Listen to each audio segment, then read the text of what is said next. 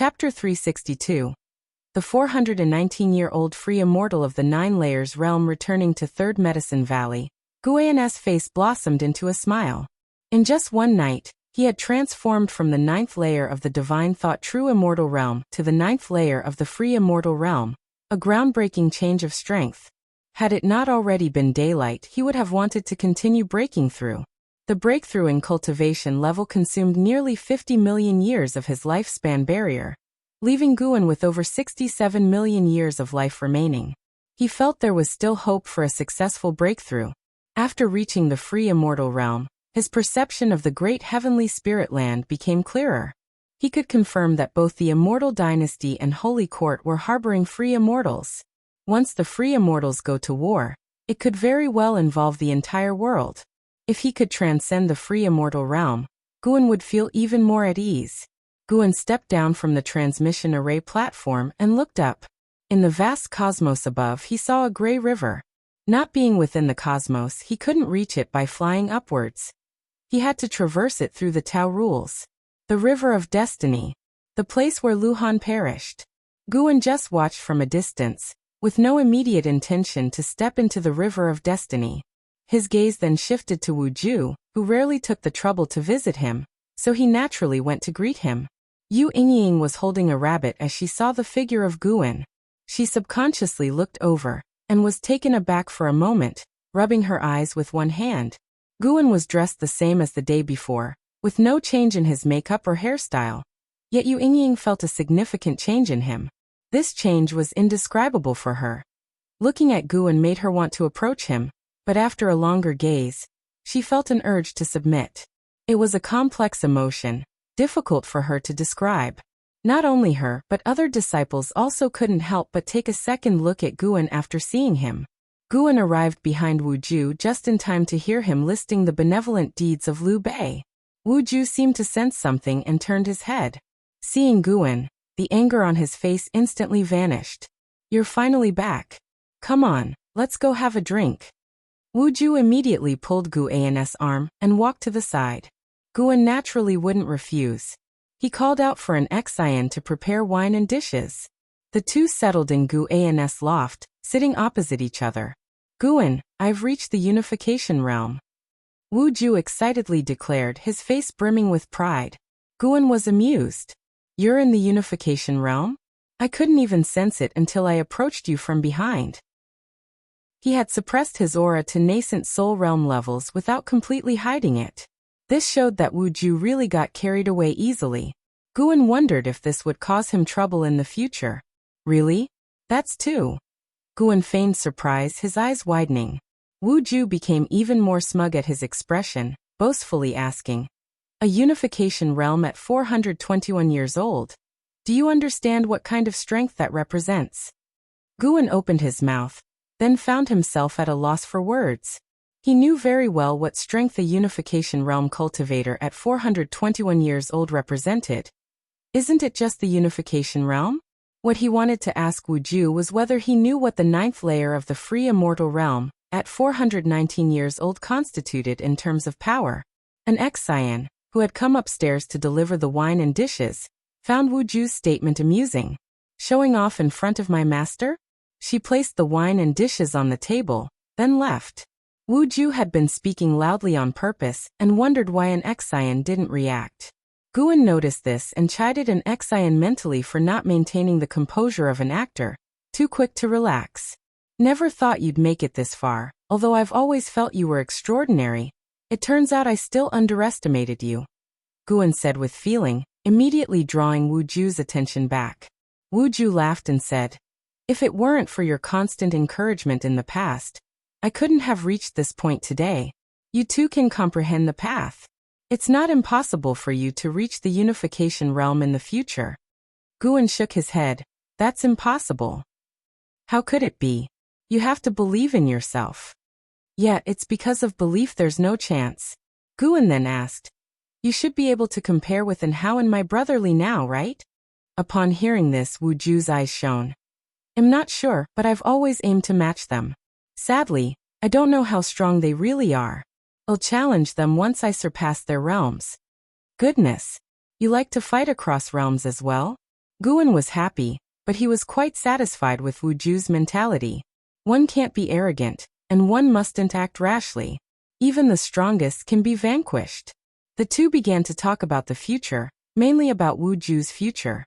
Guan was extremely supportive, hitting all the right notes for Wuju. Third Medicine Valley was harmonious and lively, and the Supreme Sect was just the same. Everyone was unaware of the changes outside the heavens.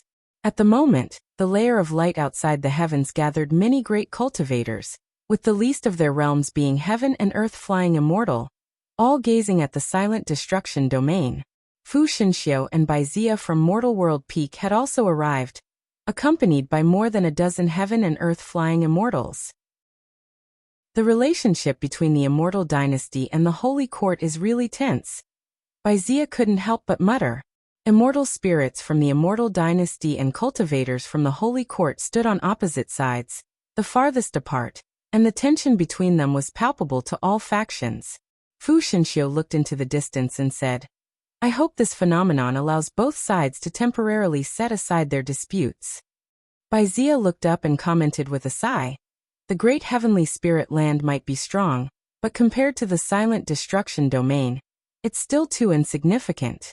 If not for Xingtian, heavenly demons would have trampled the great heavenly spirit land long ago. Fu Xinxiu turned to him and asked, "You've been to the silent destruction domain. Is it really all heavenly demons there?" "How could it be? The so-called heavenly demons are just our name for them. The silent destruction domain does have a race of heavenly demons, but we consider all the beings born there as heavenly demons.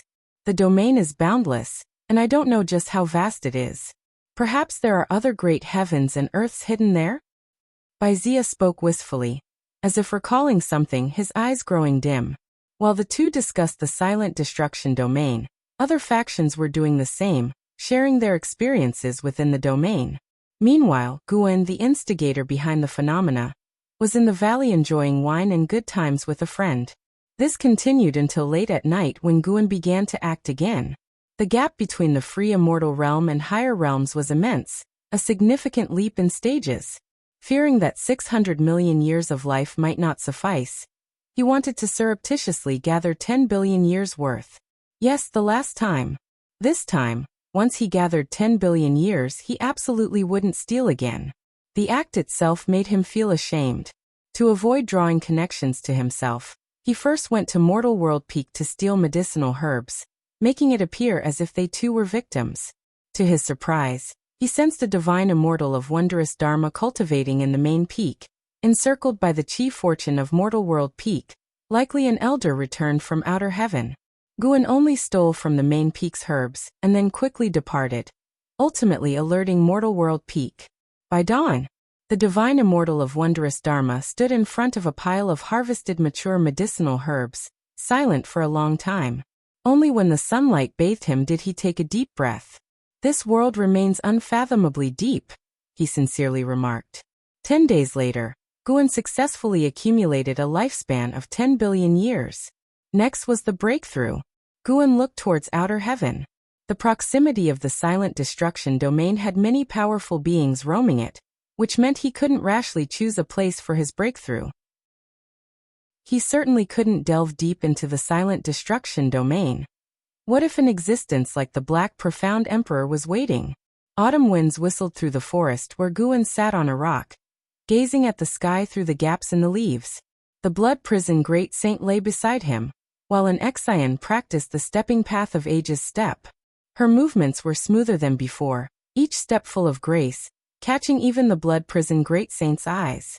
The Blood Prison Great Saint also wanted to learn, but simply watching an Exian couldn't unravel the technique for him. He guessed that to learn such divine skills, personal guidance from the master was necessary. He didn't ask, understanding his current form was unsuited for divine skill cultivation. If he behaved well, he would eventually learn once 1,000 years passed. Guan's eyes turned to the sea. His covert action had still caused disturbances, with the factions from which he had stolen unable to find the true culprit, resorting to seeking help from the Holy Court. The Holy Court gathered the information and dispatched many of its cultivators for investigation. Guan heard some saying the affair might be related to the phenomena outside the heavens, even discussing the heavenly demons' conspiracies. It made him laugh and cry. The initial guesses were accurate, but later they veered off course. Nevertheless, he wasn't worried about being exposed. After all, he would no longer steal after this breakthrough, resuming his usual state to watch the world's changes with a smile. The only downside to a peaceful world is that with stable order, it's hard for those at the bottom to climb, and breaking the rules would easily invite trouble.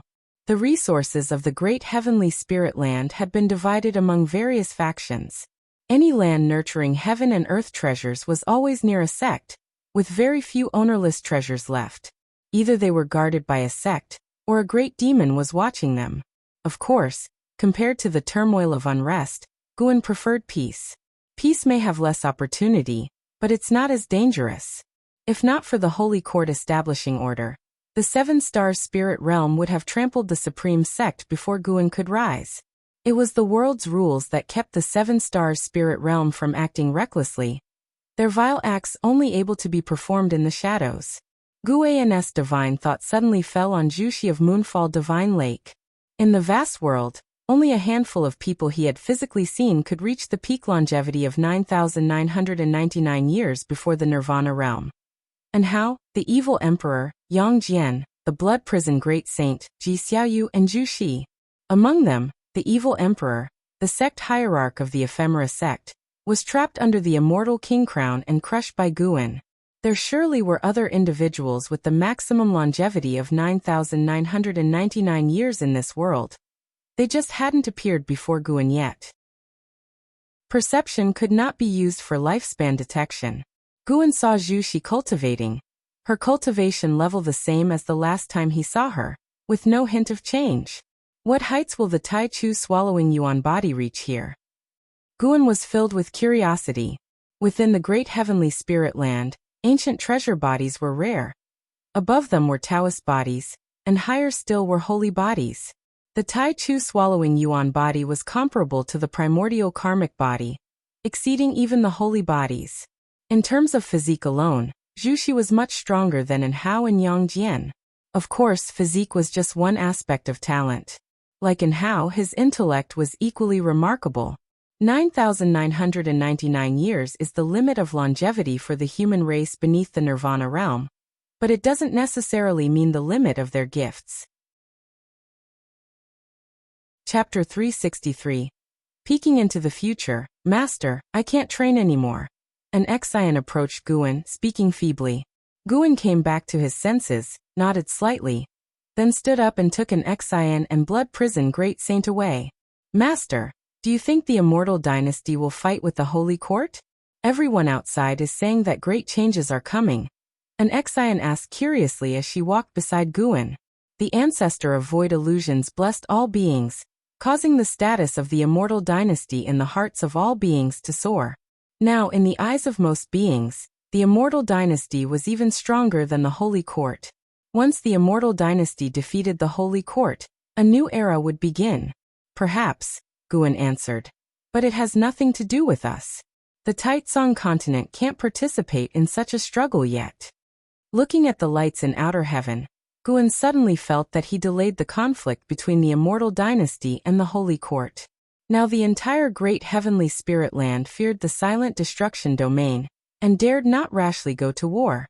Guan suddenly felt very great, thinking that his breakthrough could help maintain peace in the world. Perhaps such peace could only last a few decades, 100 or 200 years, but mortal spirits could only live that long. An Xian continued to inquire. She was very curious about who was stronger between the immortal dynasty and the Holy Court. Guan didn't make a judgment. His answers were equivocal, but this didn't hinder her imagination. Seeing that her master didn't want to speak more, she started chatting with the blood prison great saint. In the following days, Guan's divine thought explored the silent destruction domain daily, looking for the right time to break through. The commotion he had previously caused was too great, making powerful beings linger near the silent destruction domain. Not only was the great heavenly spirit land tense, but the forces within the silent destruction domain were also nervous, thinking that the great heavenly spirit land was going to invade them. As autumn passed and winter came, the year's flying snow arrived on schedule.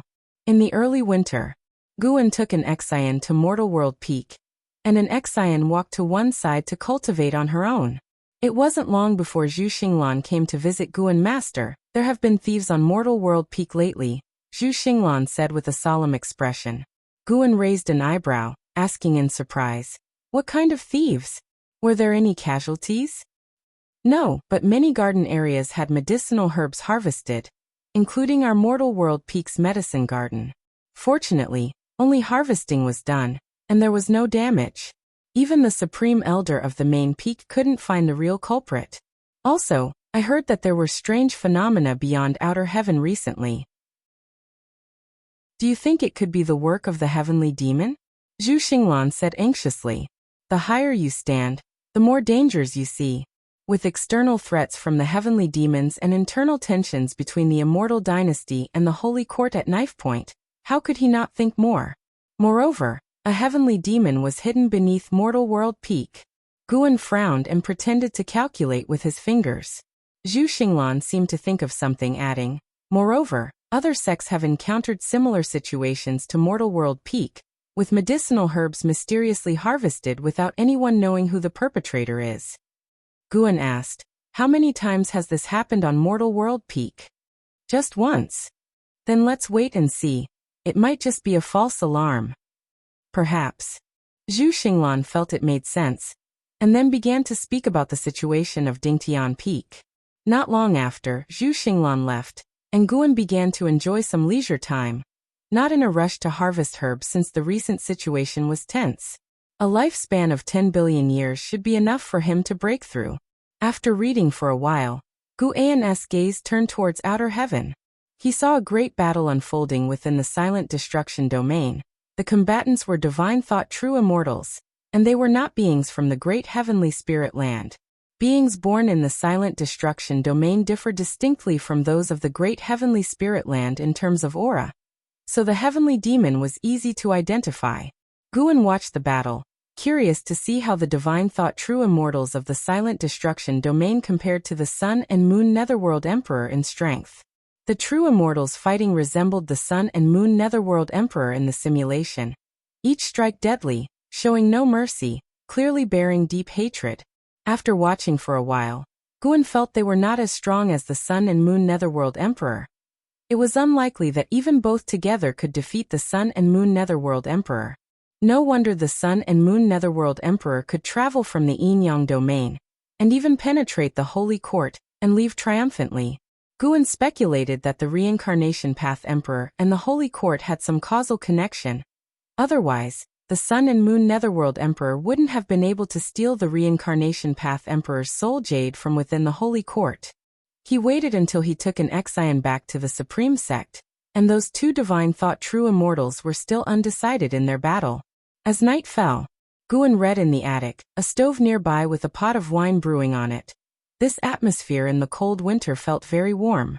The door was pushed open, and Ji Xiaoyu walked straight in. "Why didn't you knock?" Guan didn't look up as he responded, already having an idea in his mind. That was to capture Xiantiani, lock him in a small black room, and make him write books every day. What great potential for writing. Cultivating immortality was wasting him. Ji Xiaoyu closed the door and then sat down at the table, starting by saying, "Your temperament has changed somewhat recently. Are you cultivating some miracle skill?" Guan glanced at her and said, "Because I love to read, books nourish the spirit." Ji Xiaoyu smiled and looked at Green Hero Travelogue, then said, "Such books can nourish the spirit? It's a good thing your cultivation level isn't high. Otherwise, you'd surely become a disaster for the world." Guan put away Green Hero Travelogue, coughed and asked, "Is there something you need?" Since Ji Xiaoyu absorbed the soul jade brought by the Sun and Moon Netherworld Emperor, her cultivation level had been rising faster and faster, and now she was at the 9th layer of the Void Crossing realm. Be aware she was only 263 years old. "I'm planning to leave for a few years and will leave tomorrow morning," Ji Xiaoyu said as she looked around the room. "What are you going to do?" "Breakthrough." "Another breakthrough? What realm are you at now?" Seeing Guan's shocked expression, the corners of Ji Xiaoyu's mouth lifted, and with a soft voice she said, "Void Crossing Realm, Ninth layer, ready to break through to the unification realm. Guian's eyes widened, muttering. To catch up to Wu Ju. Who told you not to cultivate diligently? Our gap will only widen further, Ji Xiaoyu said with a faint grievance. She had thought Guian's change in temperament was due to cultivation, only to be disappointed. Hearing this, Guan argued. I am still nascent soul realm, a nascent soul realm at 400 years old. How can I not be considered a genius?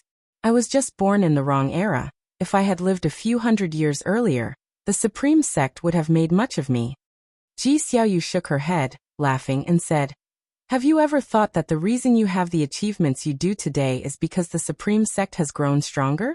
When comparing talent, you should compare with those around you, not just yourself. Guan grinned awkwardly, unable to reply.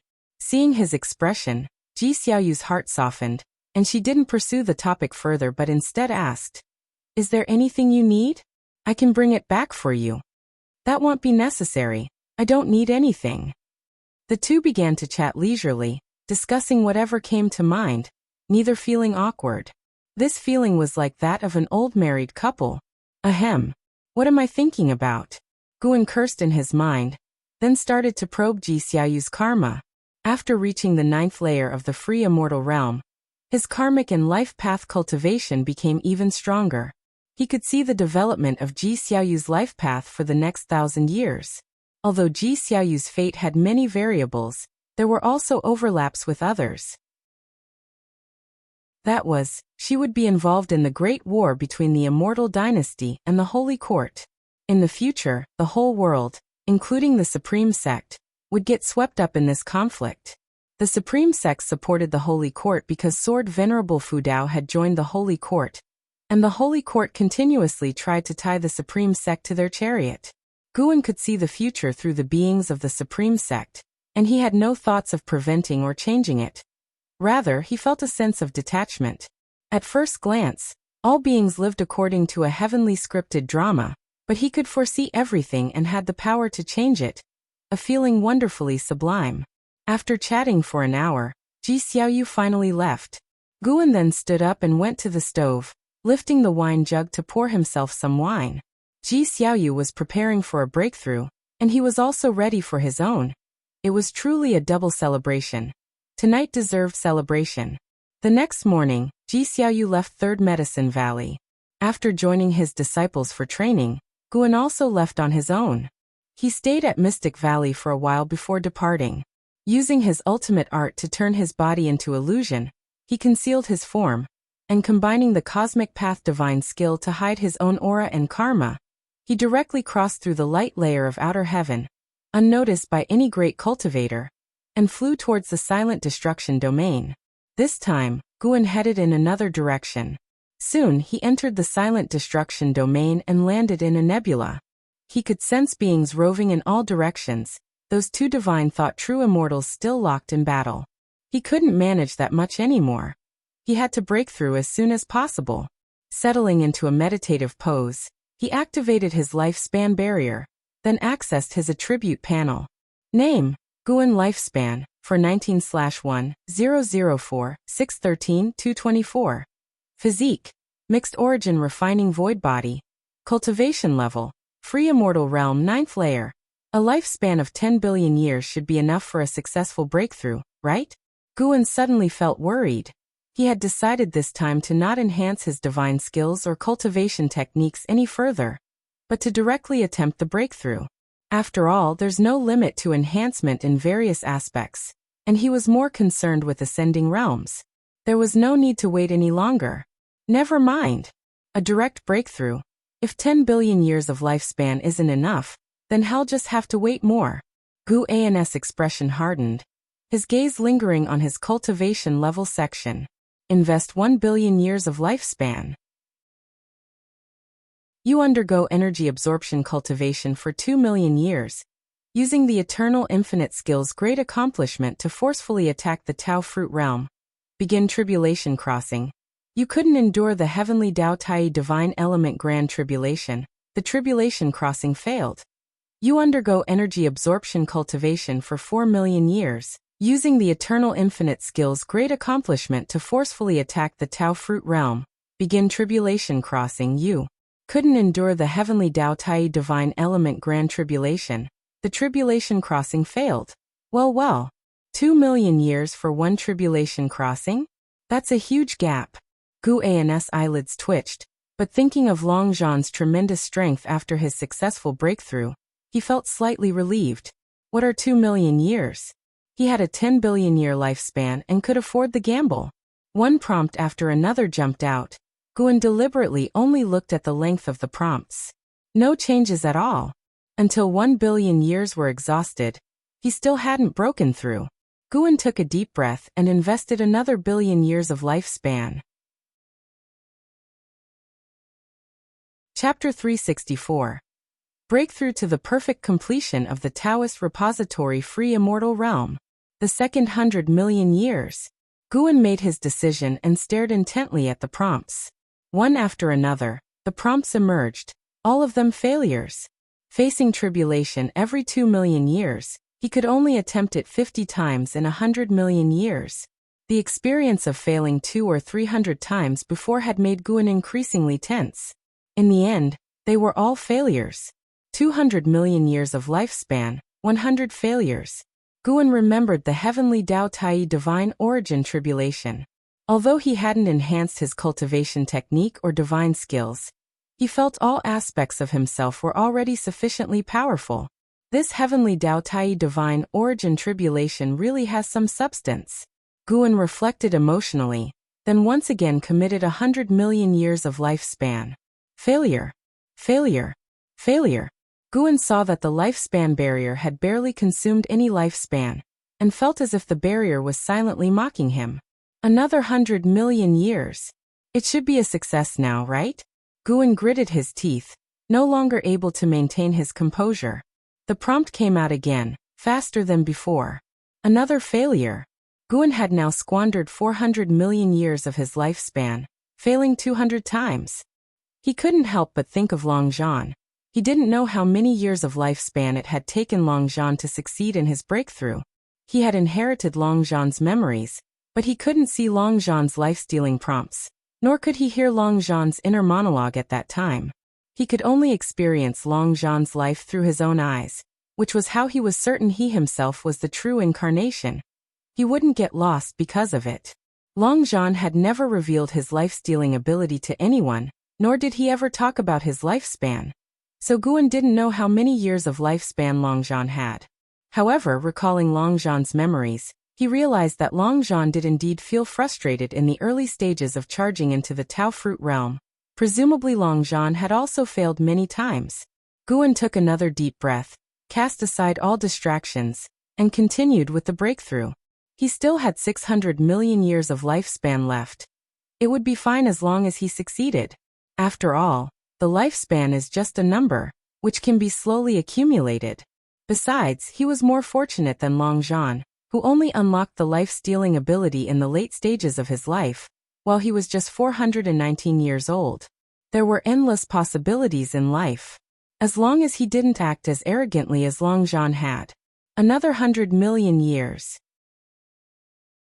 Guan decided in his heart, and as soon as all prompts had settled, he immediately invested another 100 million years of lifespan. He didn't overlook his attribute panel, which still showed 400 million years of lifespan. Another failure. Guan had to stop. He needed to calm down. 2 more tries. If he still wasn't successful after 200 million years, he would have to stop this time. After all, attempting to break through would consume lifespan in the lifespan barrier. The last breakthrough consumed 50 million years of lifespan, and this time it would definitely double. Here we go again. 100 million years. Gu An's eyes turned icy cold, but they soon shifted. You have practiced chi absorption cultivation for 48 million years, forcefully charged into the Tao fruit realm with the great accomplishment of eternal infinite skill, and began tribulation crossing. You have endured the heavenly Dao Tai divine origin tribulation and succeeded, stepping into the Tao fruit realm. Your cultivation level has broken through to the early stage of the Taoist storage free immortal realm. You have practiced chi absorption cultivation for 85 million years, and your cultivation level has improved to the mid-stage of the Taoist storage-free immortal realm. You have practiced qi absorption cultivation for 100 million years, and your cultivation level has improved. Breakthrough success. The division of minor cultivation levels was no longer 9 layers, but was now early and middle stages. It seems that the Tao fruit realm is a major realm, comparable to major stages like the mortal realm and the 9 heavens of the immortal path. Taoist storage-free immortal. This was the realm that Longzhan had reached. Just when he reached this realm, he was executed by the Annihilation God Emperor. Tao spiritual energy began to surge towards Guan, and he saw the lifespan numbers on the lifespan barrier start to jump quickly. Guan still had 300 million years of lifespan, and he continued to spend. One prompt after another kept jumping out, and this time he invested slowly, no longer splurging 100 million years at a time. The late stage of the Taoist storage-free immortal realm. The completion of the Taoist storage-free immortal realm. Stop. Just 2 minor realms cost Guan 120 million years of lifespan. He had 180 million years of lifespan left. The lifespan barrier shouldn't dry him out completely, would it? Guan's mood was a bit apprehensive. If really pushed to the limit, he could only cancel the lifespan barrier. He certainly couldn't just wait for death.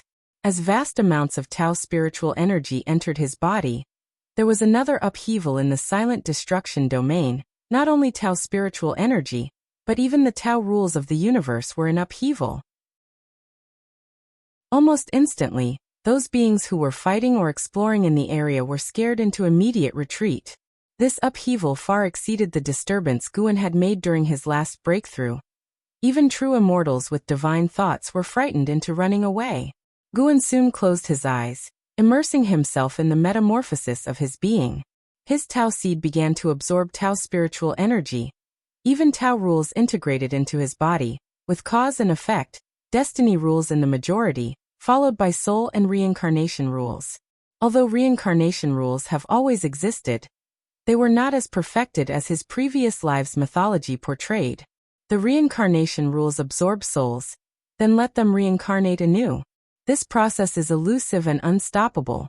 Guan focused on his Tao seed, which continued to store Tao unique to himself. The path of a cultivator is similar to that of Tao rules, yet different. It's more like a special form of mana. Its execution is also similar to divine skills. Once the Tao seed blossoms into Tao fruit, Guan would be able to fight using his own Tao, entering a higher level of combat with even richer methods. The Taoist storage realm would nurture the first life-bound great divine power. Life-bound great divine powers cannot be passed on to others, only to be exercised by oneself. As Guan contemplated his first life-bound great divine power, he also thought about his immortal path supreme treasure, wondering if he could combine them. That would be even better. He enjoyed writing books, so decided to create a pen. The life-bound great divine power would have to be related to the pen. He quickly had an idea, and as his thoughts flowed, the rate at which Tao spiritual energy and Tao rules powers entered his body accelerated. The influence caused by this also expanded rapidly, soon alarming the great heavenly spirit land. The great cultivators guarding the outer heaven light layer were all startled, standing up one after another. Here it comes again, this time even stronger than before. What exactly is this commotion? Why are even the spiritual energy and rules of the universe in uproar? Unable to capture the source of the anomaly. Everyone be careful.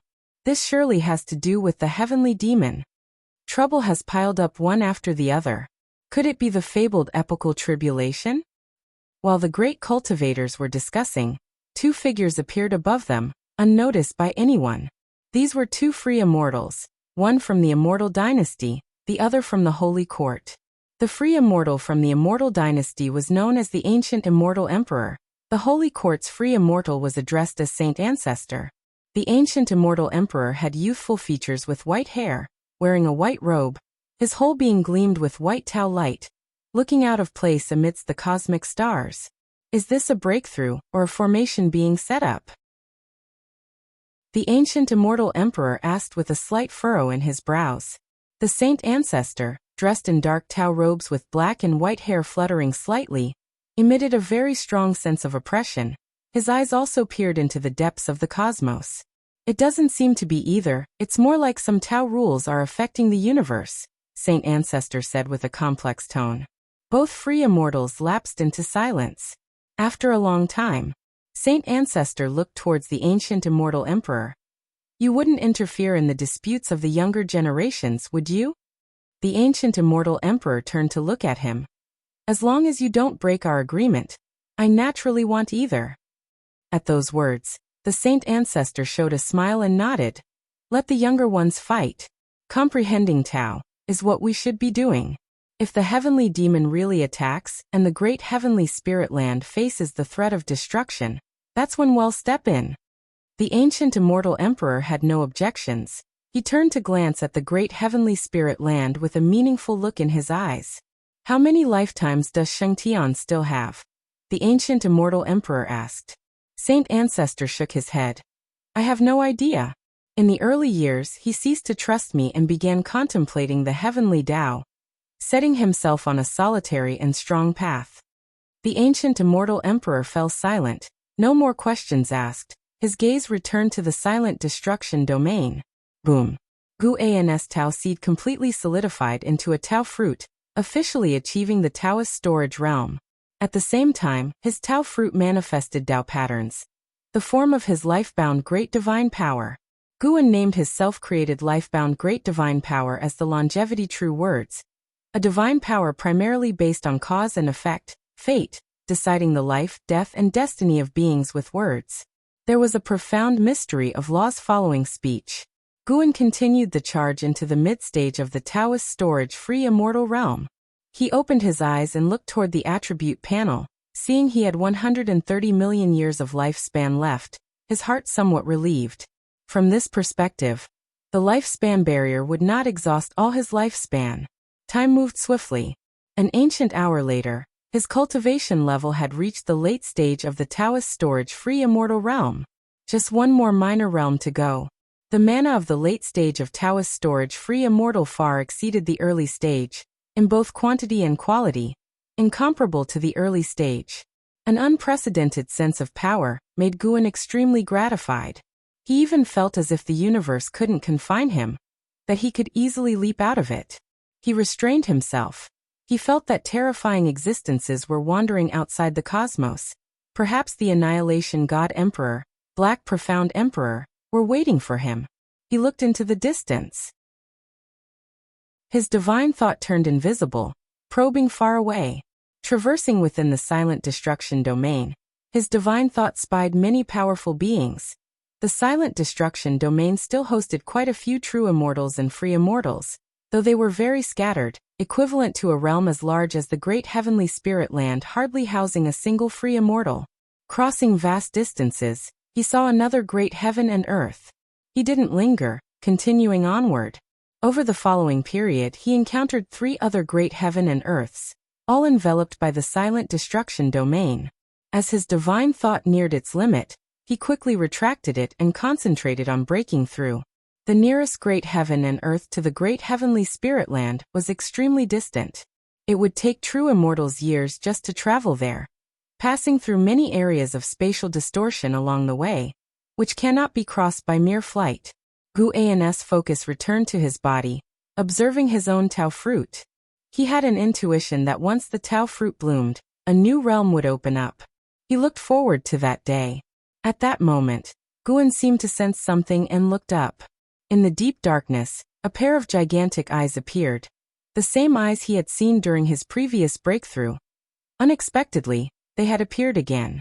They were larger than the great heavenly spirit land eyeballs, showing how immense those eyes truly were. Guan fixed his gaze on these giant eyes, wishing to see through them. Chapter 365, Mysterious Reincarnation.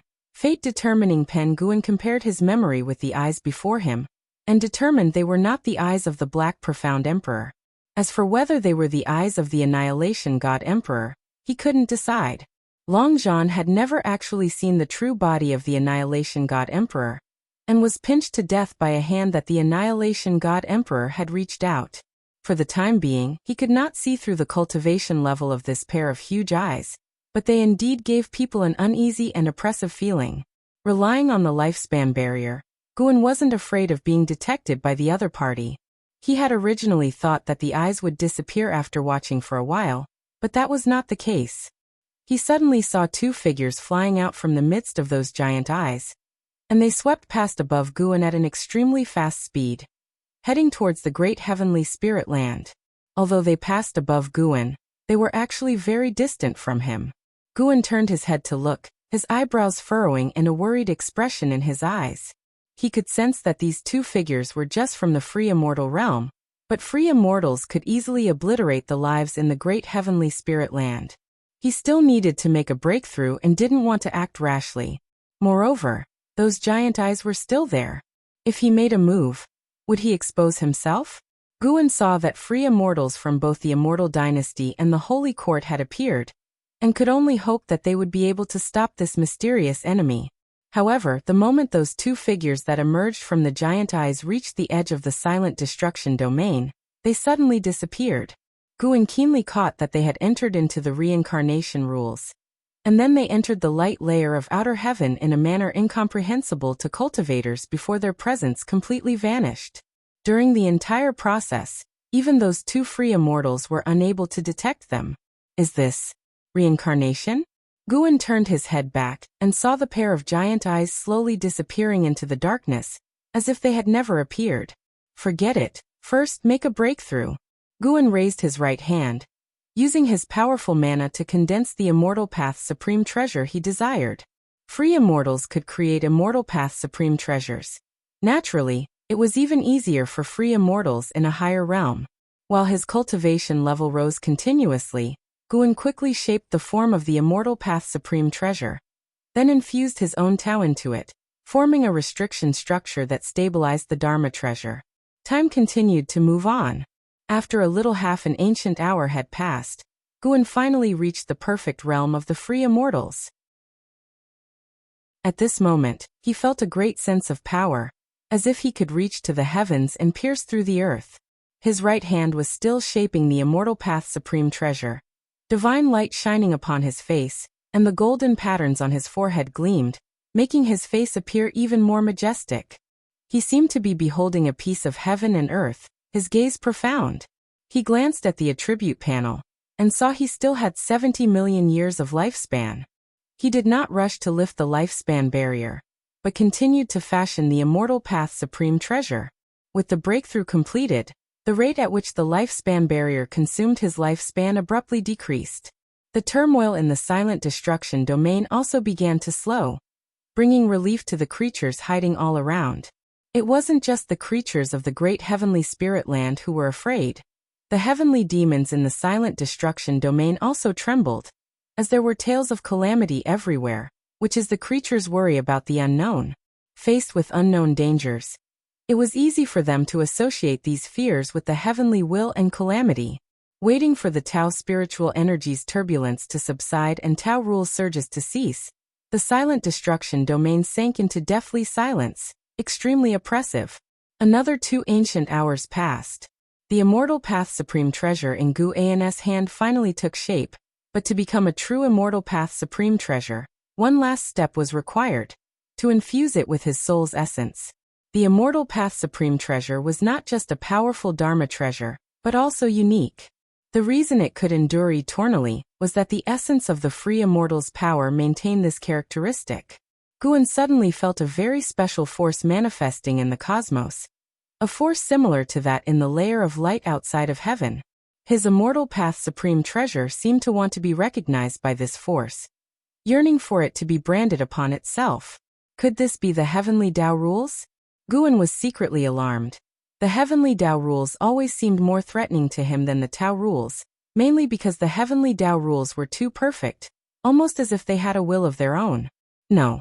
He couldn't let the Immortal Path supreme treasure make contact with the heavenly Tao rules. Guan forcibly suppressed the Immortal Path supreme treasure in his hand. After a good while, the Immortal Path supreme treasure no longer had the desire to approach the heavenly Tao rules. The divine light dissipated. A white brush with black bristles appeared in his hand, looking quite ordinary. Golden characters gradually emerged on the shaft of the brush. The fate-determining pen. Guan's mouth curved upward, very pleased with himself. He still had over 60 million years of lifespan. This breakthrough had been perilous, but fortunately he had succeeded. He stood up and disappeared on the spot in an instant. With a single step, he arrived at the edges of Mystic Valley. Following that, he stepped out of the woods into a world where snow fluttered all around. The snow melted rapidly wherever he went. He stopped moving, concealing the aura of his Tao fruit before continuing on his way. Snowflakes fell on him, and his figure gradually was obscured, as if returning to the mundane. 30 minutes later, Guan returned to the third Medicine Valley. He stepped down from the transmission array platform, and then headed towards the chess-playing area. This day, Nine-Fingered Divine Lord was once again trouncing the less skilled. His opponent was still Shinshinzi. Shinshinzi held the romance of the three kingdoms in one hand and a chess piece in the other, his eyebrows tightly furrowed, indecisive about his move. There were more than a dozen people surrounding them, including Medicine Valley disciples and great cultivators from the Supreme Sect, all of whom were discussing in low voices. Guan approached them, playing with the fate-determining pen in his hand. Yu Yingying nudged closer, asking curiously, "Did you just buy that brush?" This brush was larger than ordinary, the size of a flute, which piqued Yu Yingying's curiosity even more. "Yeah, bought it this morning from an old senior. He said it's an Immortal Path Supreme Treasure," Guan replied with a smile. Upon hearing this, Yu Yingying rolled her eyes with disbelief, asking, "Since it's an Immortal Path Supreme Treasure, how many spirit stones did it cost you?" 10 top-grade spirit stones, pretty expensive, right? Heh. Yu Yingying's gaze was like one looking at a fool, the scorn clear in her laughter. Guan extended the fate-determining pen towards her, saying, 100 top-grade spirit stones, I'll sell it to you, taking a little loss. Yu Yingying slapped his hand away with a huff, retorting, "I'm not as foolish as you, I won't buy it. But if you gift it to me, I could consider it." Quite the character. Wanting something for nothing? Guan rolled his eyes at Yu Yingying, then continued his walk towards Nine-Fingered Divine Lord and the others. Yu Yingying followed, eyeing Guan closely. She had sensed changes in Guan's temperament multiple times. She always felt that Guan was hiding a secret. Could this guy really have taken Sword Venerable Fudao as his teacher? Guan made his way through the crowd to stand behind Shinshinzi, with Yu Yingying following close behind. Nine-Fingered Divine Lord, sitting opposite, lifted his gaze towards Guan, also noticing the pen in his hand, and smiled. "That's a decent-looking pen you have there. May I take a look?" Guan twirled the fate-determining pen in his hand and said, 100 top-grade spirit stones. I'll sell it to you. This might actually be an Immortal Path Supreme Treasure. An Immortal Path Supreme Treasure. Nine-Fingered Divine Lord found this amusing, having just overheard Guan's conversation with Yu Yingying, and initially thought Guan was simply teasing her. He did not expect the kid actually believed it. Pretending to be serious, he looked at the fate-determining pen and said, "Oh? It really seems like it." Guan's expression immediately became awkward. Did he recognize it? No, he would have to pat him on the shoulder tonight, and use the Great Imprisoned Soul Immortal technique to erase this memory. Chapter 366.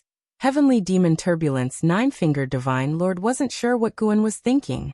Seeing the change in Guan's expression, he feared the young man might actually believe it, so he said, "I was just kidding. With your cultivation level, if it really were an Immortal Path Supreme Treasure, you would be reduced to ashes upon contact." Guan, upon hearing this, relaxed inwardly, but his face contorted as if he couldn't bear to accept this fact. He looked down. Shinshinzi had already fallen into a dead end, and was struggling in vain. "Let me do it." Guan patted Shinshinzi on the shoulder and said. Shinshinzi took a deep breath and then stood up. Nine-Fingered Divine Lord began to pick up pieces. Picking up the black pieces, he stared at Guan with a smile. "My chess skills have improved. You need to be careful this time." Guan sat down, twirling the fate-determining pen in his hand, and said, "In chess I cannot lose." Yu Yingying, standing by, had a peculiar look on her face. For some reason, she felt Guan's statement was very imposing. The nine-fingered Divine Lord made the first move, and the chess game began. The spectators were engrossed in watching, and Shinxinzi also wanted to learn from Gu An's moves. Confident, nine-fingered Divine Lord played quickly, not using his usual tactic of wearing down the old-timers. Half an ancient hour later, Guan stood up. Under the admiring gaze of the onlookers he left, followed quickly by Yu Yingying. Shinxinzi looked at the chessboard, his face showing admiration. Nine-fingered Divine Lord, however, had a dark expression, staring intently at the chessboard. For some reason, he felt the gap between him and Guan widening, and he couldn't understand why. Guan was planning to go see Longqing, but Yu Yingying was following him. He could feel that Yu Yingying sensed his change, but he wasn't panicked. Now in the great heavenly spirit land, no one could see through his cultivation level. Even if his demeanor had changed drastically, he was still in the nascent soul realm. So neither Nine-Fingered Divine Lord nor Shinxinzi paid attention to his change. The two started chatting casually. Guan brought up the Star Sea congregations. Xian Tianyi had already returned to the Supreme Sect, and Enhao and Leia had also left the Star Sea congregations. Although there was still cooperation between the Supreme Sect and the Star Sea congregations, the latter was rarely mentioned within the Supreme Sect. Yu Yingying came from the Star Sea congregations, but since coming to the Supreme Sect, she had never gone back. In the past, Guan was wary her heavenly demon identity would cause trouble, but now it didn't matter. The silent destruction domain was full of heavenly demons, and Yu Yingying's karma was not as significant as Longqing's. Do you want to cultivate? Guan suddenly asked. The reason Yu Yingying couldn't break through was due to the suppression from her heavenly demon karma. Her past life might have been afraid of being discovered, so her reincarnation couldn't break through to a higher realm. With Gu An's current capabilities, he could erase the karmic restrictions within her. Yu Yingying glanced at Guan and said, "Of course I want to, but my identity is special, I cannot cultivate. What if I could help you?"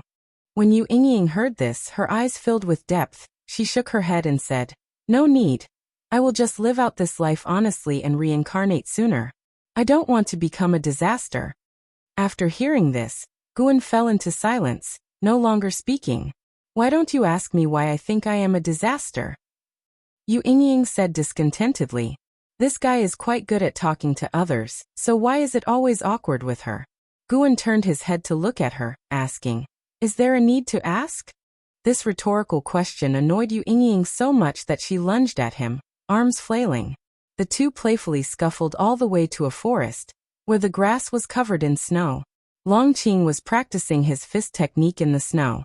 Longqing, 82 years old, looked very young and robust. Each punch he threw carried great force. Seeing Guan and Yu Yingying arrive, Longqing revealed a smile and greeted them. Before he was 4 years old, an Xian had taken care of him, and after that, it was Yu Yingying who raised him. In his heart, Yu Yingying was like a mother to him, whom he respected deeply, and Guan even felt that in his heart, Yu Yingying held the highest esteem. "Master, godmother, how is this set of fist techniques?" Longqing said, then began throwing punches. Guan and Yu Yingying stood side by side, watching his technique. The whistling of his robe swishing filled the forest. Yu Yingying watched Longqing's form, her face filled with pride. In her heart, Longqing was also her child. Since Longqing's arrival, she was no longer melancholic and lived every day fully, looking forward to the day Longqing would make a name for himself. Guan, on the other hand, compared Longqing with others of his age, such as Yang Jian. In terms of physical strength, Longqing was a notch above, but his reaction speed was slower than Yang Jian's, perhaps related to cultivation level. For Longqing to have such strength without spiritual power was already remarkable. After Longqing finished demonstrating his fist technique, he turned around and approached Guan and Yu Yingying, raising his fist. "I feel like I can already spar with those in the nascent soul realm, master. How about I spar with you?" Seeing his spirited appearance, Guan couldn't help but laugh. Yu Yingying glared at Longqing. "Don't be disrespectful. Are you challenging your master? Is it because I haven't hit you for a long while, and you've forgotten my teachings?" Hearing this, Longqing quickly explained, "It's just a spar, stopping as soon as contact is made." mainly because there are no other cultivators in the nascent soul realm in the Medicine Valley, and it wouldn't be appropriate for me to stir up trouble in the inner sect. It's fine, come on. Guan smiled. Hearing this made Longqing beam, and he quickly thanked him. Yu Yingying looked at Guan nervously saying, "This kid doesn't know his own strength, you need to be careful." Guan shrugged. "Please, I was once a Golden List genius." The Golden List and Celestial List established by the Supreme Sect were still authoritative. Each generation of Golden List geniuses attracted geniuses from all over the continent to compete, although Guan never participated again. Hearing this, Yu Yingying immediately stepped aside. Longqing stood about 10 paces away, warming up.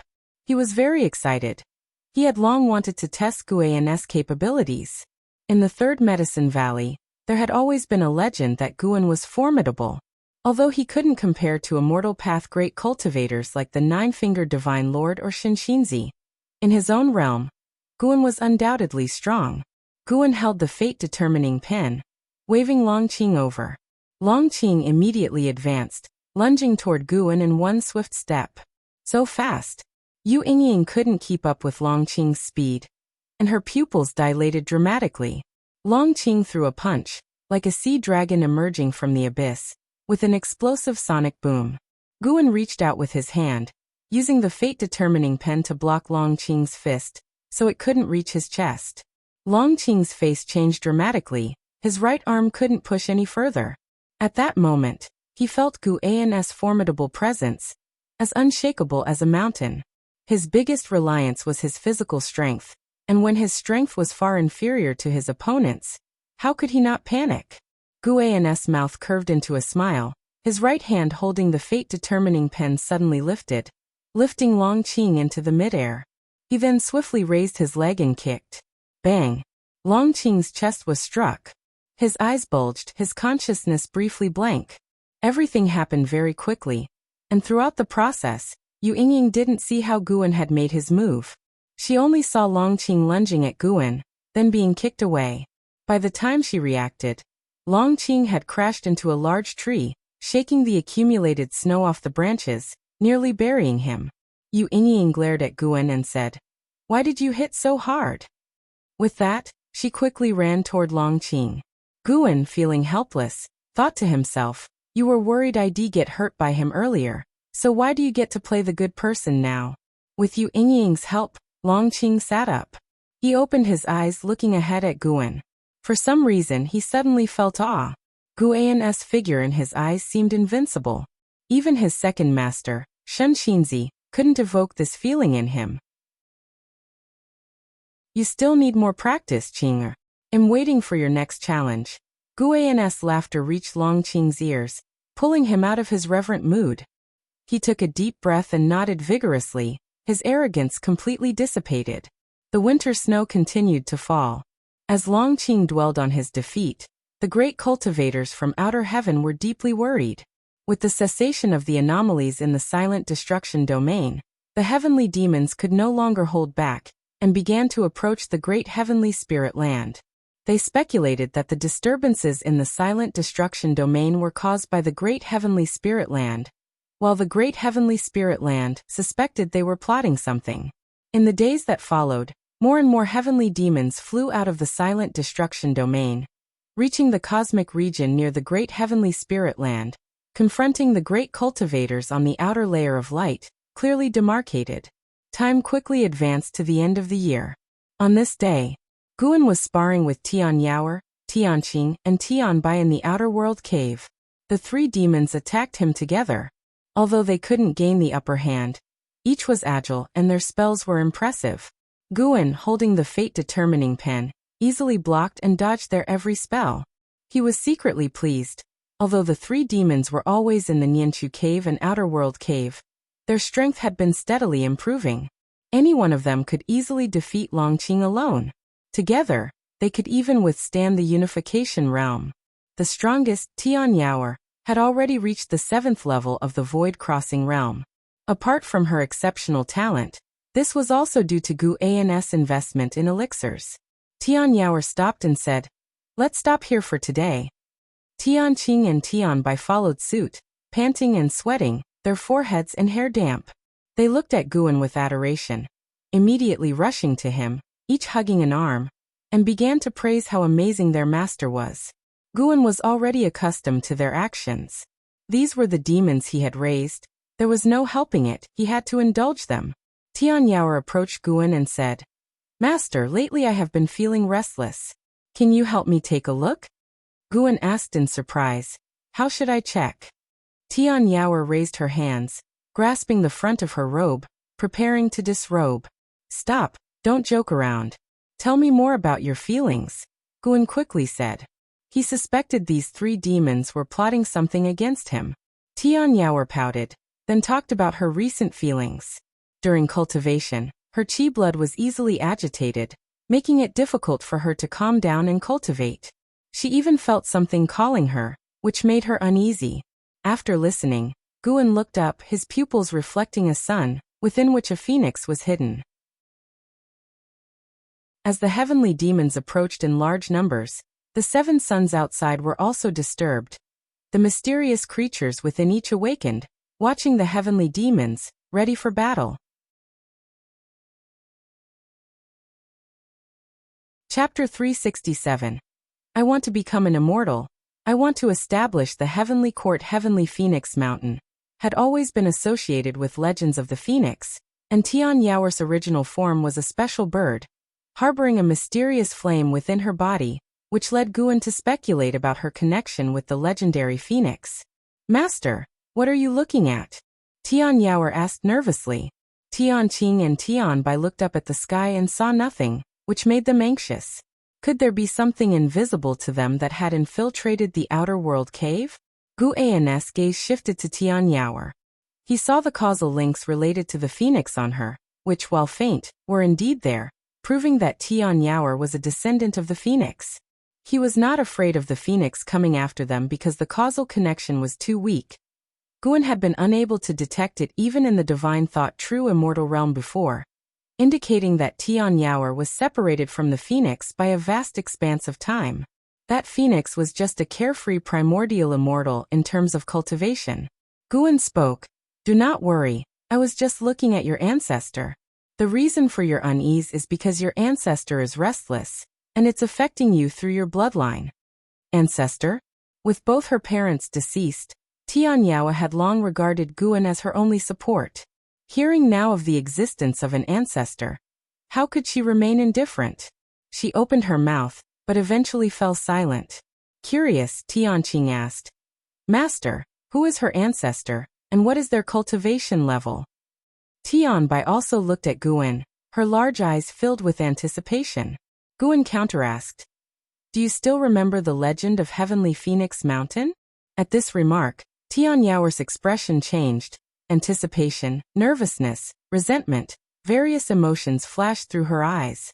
For this moment, she seemed unlike her usual naive and romantic self. Could the miss be a descendant of the phoenix? Tian Bai gasped, eyes wide. Guan smiled and nodded, saying, "However, the bloodline has been diluted over who knows how many generations, and the descendants of that phoenix are beyond count." He wasn't joking. Following the causal thread of the phoenix, he saw the myriad causalities throughout the world related to it, with countless descendants like Tian Yaoer, even the ones in the sea. After hearing these words, Tian Yaoer seemed to shed a burden, visibly relieved, and a smile appeared on her face. Guan looked at her and asked with a smile, "Were you afraid just now?" Tian Yaoer nodded. "I don't want any ancestor. I just want to be with you, Master. When I was imprisoned by the Heaven Phoenix Demon Mother, when I was hunted, no ancestor showed up." Knowing about the existence of an ancestor, her heart was more filled with worry and fear. She was afraid that Guan might send her to that ancestor. Guan moved forward, rubbed her head and laughed. "What are you thinking? How could I possibly abandon you? Even if the phoenix came for you, I wouldn't agree. I've raised you for so many years. How could it be for nothing?" Hearing this, Tian Yaoer's smile brightened. In reality, if she wanted to leave, Guan wouldn't stop her. Now he was powerful enough not to fear exposing the outer world cave. But he feared that saying he was willing to let Tian Yaoer go would instead make her anxious. Tian Qing and Tian Bai didn't think too much. They were more curious about how powerful the phoenix was.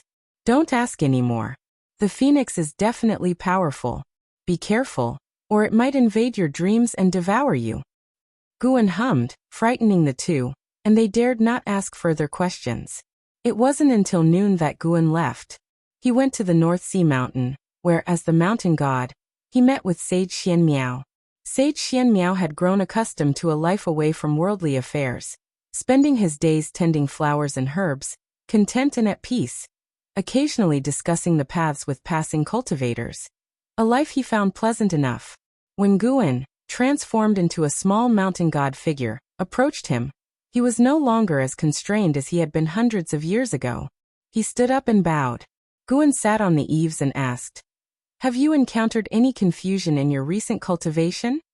Though the lifespan offerings from the mountain god temple weren't much, Sage Xian Miao's sincerity touched him, so he was willing to give guidance on cultivation. Sage Xian Miao shook his head and smiled. Not at the moment. He looked up at the mountain god on the eaves, hesitated for a moment, and asked, "In your view, do the immortal dynasty and holy court qualify as immortals?" This question he had long wanted to ask but feared offending. The methods by which the founder of the immortal dynasty bestowed blessings on all beings had shocked him, overturning his imagination. In his view, not even a mountain god could achieve that. Now that he heard the immortal dynasty and holy court were about to go to war, it left him with complex feelings. How could immortals quarrel over power and profit like mortals? If the immortal dynasty and holy court were not truly immortals but merely powerful beings, why should humans be stronger than immortals? Various confusions took root in Sage Xian Miao's mind, making him even more eager for answers. Guan, legs crossed, looked down at Sage Xian Miao. His eyes, hidden beneath the mask, were so profound as he asked, "What do you think an immortal should be like?" "Like you, protecting the common folk without being swayed by worldly interests." "If that's the case, why ask a question to which you already know the answer?" Sage Xian Miao frowned, unsure how to express himself. Guan asked, "Do you think they are stronger than me, making you unsure of who the true immortal is?" Sage Xian Miao nodded, watching Guan nervously, fearful of offending the mountain god. "Have you considered what it means to cultivate with me? If you are so fixated on immortals, why not think about becoming one yourself?" Faced with the mountain god's inquiry, Sage Xian Miao's eyes widened, and he asked in astonishment, "How could I possibly become an immortal?" "Your confusion is the confusion of the entire world. What you see might not be correct. The world is waiting for the true immortal to appear. Why couldn't you be that immortal?" Guan said meaningfully. In fact, he was bluffing, wanting to keep Sage Xian Miao focused on cultivation. Over the years, whenever someone came by, Sage Xian Miao would zealously preach about the mountain god's power and compassion, leading to more and more people calling mentally for the mountain god's help when in distress. Though Guan paid no attention, those people's hopes formed a source of power similar to Qi fortune, which he called desire power. Perhaps the true path for an immortal required walking the way of desire power, to truly feel the suffering of all beings. However, Guan's pursuit wasn't immortality, he sought longevity. If Sage Xian Miao so desired to be an immortal, Guan wouldn't mind nurturing him to become a true immortal. To become an immortal, the most crucial aspect is the ability to save the common folk. Simply having a good heart isn't enough. After listening to Guan, Sage Xian Miao fell silent, his heartbeat accelerating. Guan leaped down from the eaves, walked out of the courtyard, and went to pick medicinal herbs, with Sage Xian Miao hurriedly following. Can someone like me really become an immortal?" Sage Xian Miao asked cautiously. Without turning his head, Guan replied, "Immortality isn't about high status. With the right intention, it can be achieved." Sage Xian Miao's expression changed, deeply moved by these words. After a long time, the two returned to the courtyard. Guan was about to leave when Sage Xian Miao suddenly looked up at him on the eaves and said, "Mountain God, I've figured it out. I want to become an immortal. I want to establish the heavenly court." Guan stopped walking, turned his head to look at him, and asked in surprise, "The heavenly court? That's the celestial authority from Journey to the West. In the book, The celestial beings fight demons and control the weather for the sake of the common folk. Although the heavenly court in the story has its flaws, at least they care about the common folk. Sage Xianmiao spoke earnestly, and by the end his facial expression turned determined, his eyes gleaming brightly. Guan smiled and said nothing more, then disappeared from the eaves. Sage Xianmiao, filled with grand ambitions, sat cross-legged, deciding to cultivate diligently from now on, not to disappoint the mountain god's faith in him. Spring arrived. This new year was livelier than usual, because the Supreme Sect invited many schools to join the Spring Festival celebration.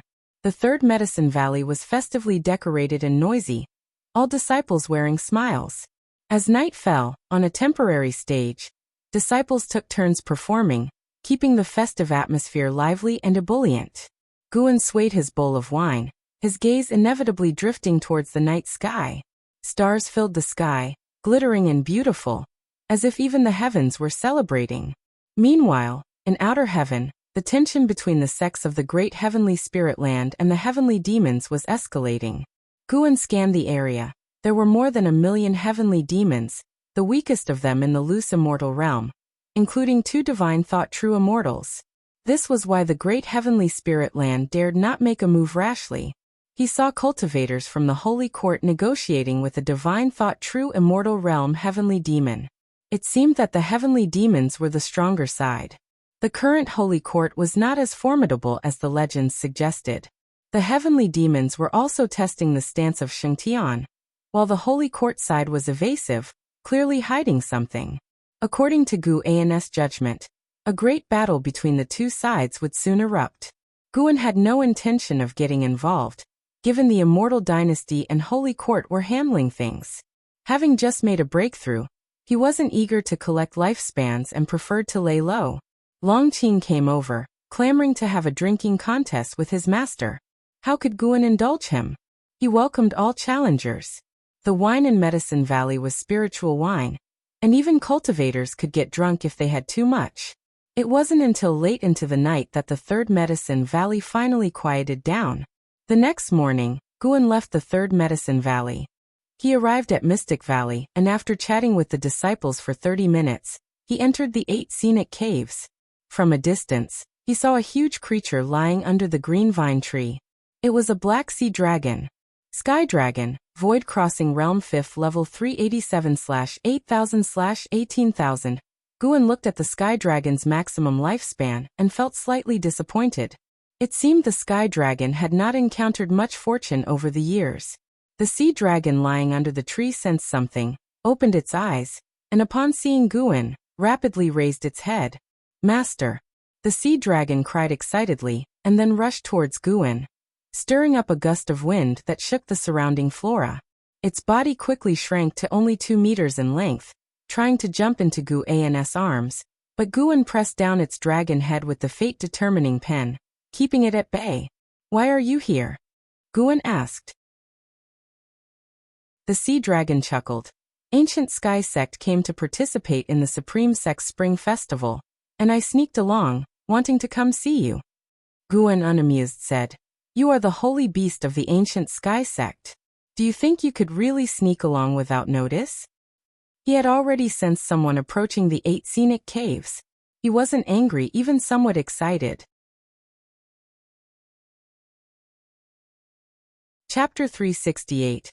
Eliminating the backer. I am now at the Void Crossing Realm level. They won't be able to detect me. Sky Dragon said proudly, despite being over 300 years old.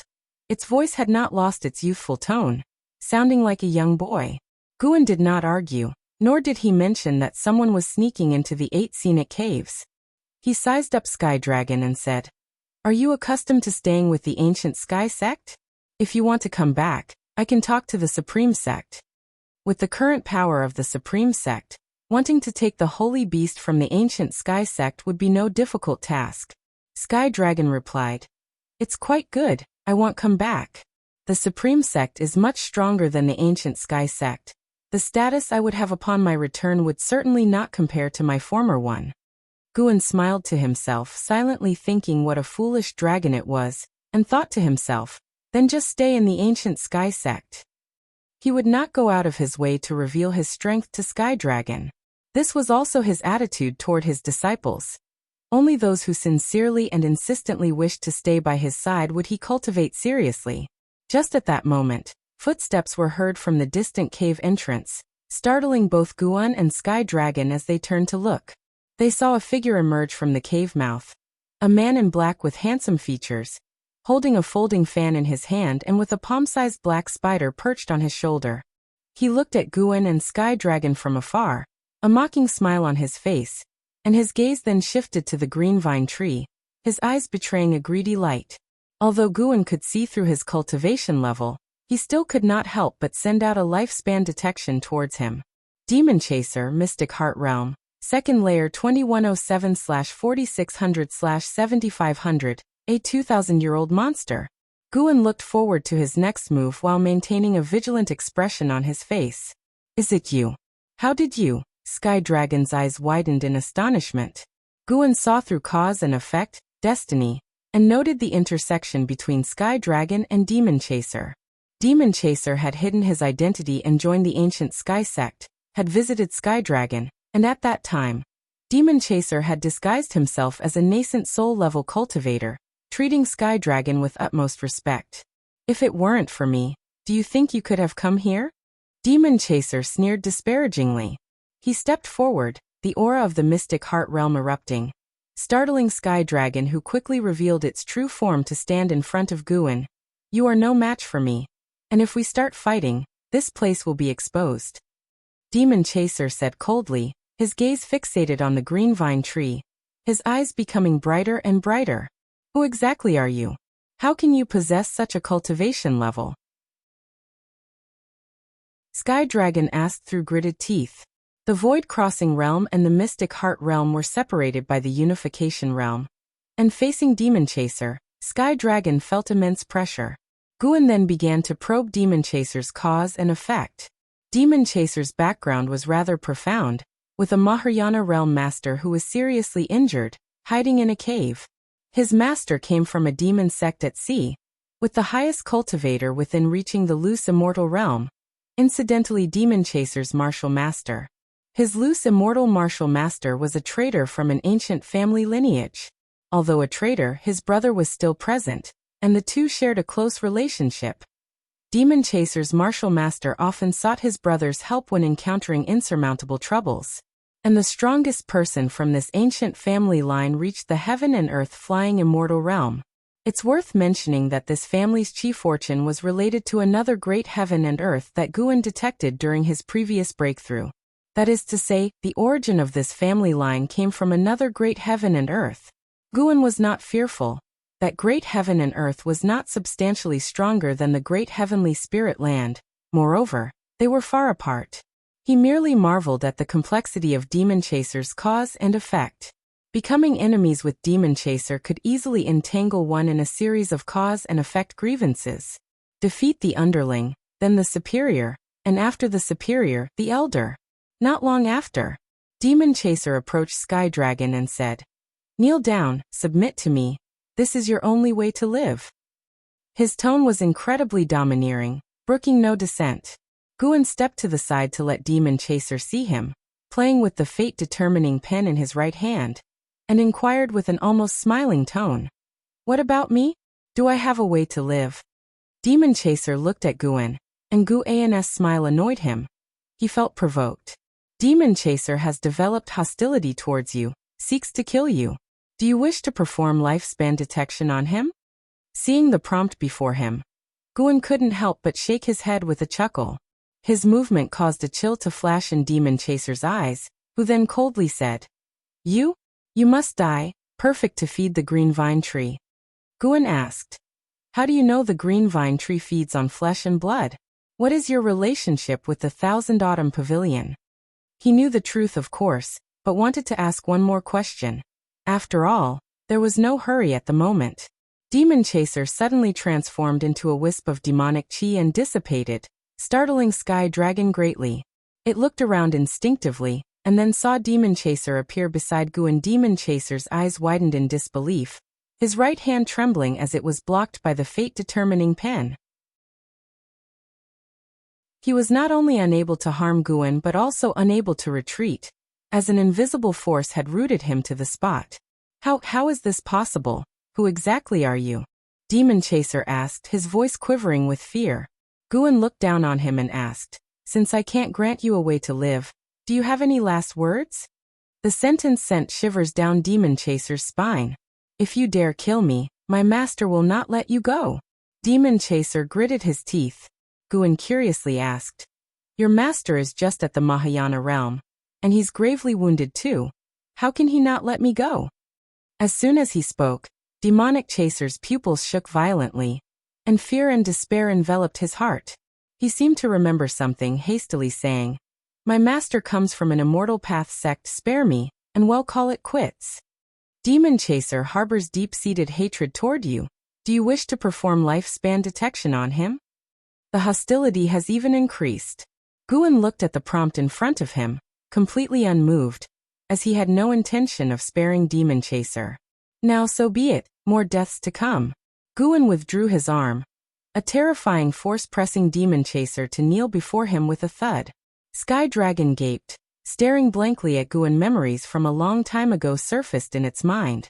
Guan was holding the fate-determining pen, waving it through the air, and with one stroke, a golden trail appeared before him, floating in the air. The golden light shone on Demon Chaser's face, leaving it completely pale. Guan wrote unhurriedly, forming the character for death. As the final stroke completed, Demon Chaser's heart skipped a beat. He looked at Guan with a mixture of shock and fear, and asked through clenched teeth, what have you done to me? You have successfully taken 67 years of lifespan from Lingchuanjinren, Mahayana realm, 9 layers. You have successfully taken 380 years of lifespan from Zhonglu, Lu's immortal realm, 4th layer. You have successfully taken 512 years of lifespan from Su Tianqing, Lu's immortal realm, 7th layer. One prompt after another appeared before Guan, and he glanced at Demon Chaser and said indifferently, I haven't done anything to you. I've simply erased all the backing you could call upon. Demon Chaser's eyes bulged, and he yelled almost manically, what kind of joke is this? Before he could finish speaking, an indescribable panic enveloped Demon Chaser's heart. For some reason he suddenly felt as though he was abandoned by the entire world. A panic unlike any other, an unspeakable palpitation that agitated his thoughts. Chapter 369. Descending into the world. Watching the Demon Chaser about to crumble, Guan couldn't be bothered to explain. With a wave of the fate-determining pen, he turned the Demon Chaser to ashes that rapidly vanished. Throughout the process, the Sky Dragon didn't speak a word, just staring blankly at Guan until the Demon Chaser disappeared. Only then did it snap back to reality. Swallowing hard, it looked at Guan with eyes filled with fear. Guan's strength had exceeded its imagination, and it hadn't been in Guan's company for many years. Reuniting after a long separation and witnessing such methods, how could it not be afraid? Seeing its expression, Guan found it amusing. He suddenly became interested and stared expressionlessly at the Sky Dragon. The look in his eyes made the Sky Dragon even more afraid, causing it to back away subconsciously. About today's affair, Guan said hauntingly, deliberately suspending his tone. The Sky Dragon hurriedly said, I definitely won't speak of it. Please trust me, master. Guan twirled the fate-determining pen in his hand, his lips turning up into a smile. This pen of mine can kill people from a very, very far distance. If you break our agreement, you understand what I mean. The Sky Dragon, terrified, its dragon body trembling, kept giving assurances. Guan turned and walked toward the green vine tree, his main purpose for taking action today being to confirm whether the fate-determining pen could indeed seize lifespan. The result was very satisfying, just as he had wished. The fate-determining pen was his own creation, not employing any external object. In the future, seizing lifespans with the fate-determining pen would be even easier for him. Dealing with the Demon Chaser this time, Guan had slain over 100, all directly related to the Demon Chaser. Sooner or later, they would be entangled in this web of cause and effect. Guan essentially allowed them to meet their end early. This was the way of cause and effect. To be able to glimpse into the process of the evolution of all things was also the foundation of participating in the way of destiny. The way of cause and effect was profound and unfathomable. Guan had just begun to delve into it, and already possessed the power that not even gods or demons could predict. This action had earned him over 40,000 years of lifespan, which to him at this moment wasn't significant. The sky dragon shrank in size, cautiously approaching Guan. Master, you are the sword venerable Fudao of the Supreme Sect, right? The sky dragon asked cautiously. Without turning back, Guan said, the less you know, the safer you'll be, understand? Startled by these words, the sky dragon nodded hastily. Together, the man and the dragon reached the green vine tree. The tree extended 2 vines that began to knead Guan's shoulders, causing the sky dragon to stare in bewilderment. 2 ancient hours later, Guan and the sky dragon left the 8 scenic caves. Guan headed toward Tianya Valley while the sky dragon went to look for the cultivators of the ancient sky sect. Within the bustling Supreme Sect, no one knew that a mystic heart realm cultivator had been reduced to dust and smoke. After the spring festival, Guan's life returned to peace. He traveled between various medicine valleys, occasionally bringing an Xian to Mortal World Peak, or visiting Yilan and Zhenqin on his own. The sects that had their medicinal herbs mysteriously harvested gradually returned to calmness. Even the Holy Court, unable to find the cause, had to give up, especially since such incidents hadn't reoccurred lately. Although he had reached the level of a Taoist hidden immortal, Guan never ceased his pursuit of development. He kept expanding the collection of high-rank medicinal herbs inside his outer world cave. Time flew swiftly. In the blink of an eye, 5 years passed. The number of heavenly demons outside had exceeded 5 million. They prowled the universe as if they wanted to tear the great heavenly spirit land to shreds. The Holy Court, Immortal Dynasty, and various other sects were all on high alert, positioned everywhere, not giving the heavenly demons a chance to infiltrate. On a massive meteor, 2 men ensnared in a dark aura stood shoulder to shoulder. They looked very similar, both dressed in black scale armor, though one stood taller.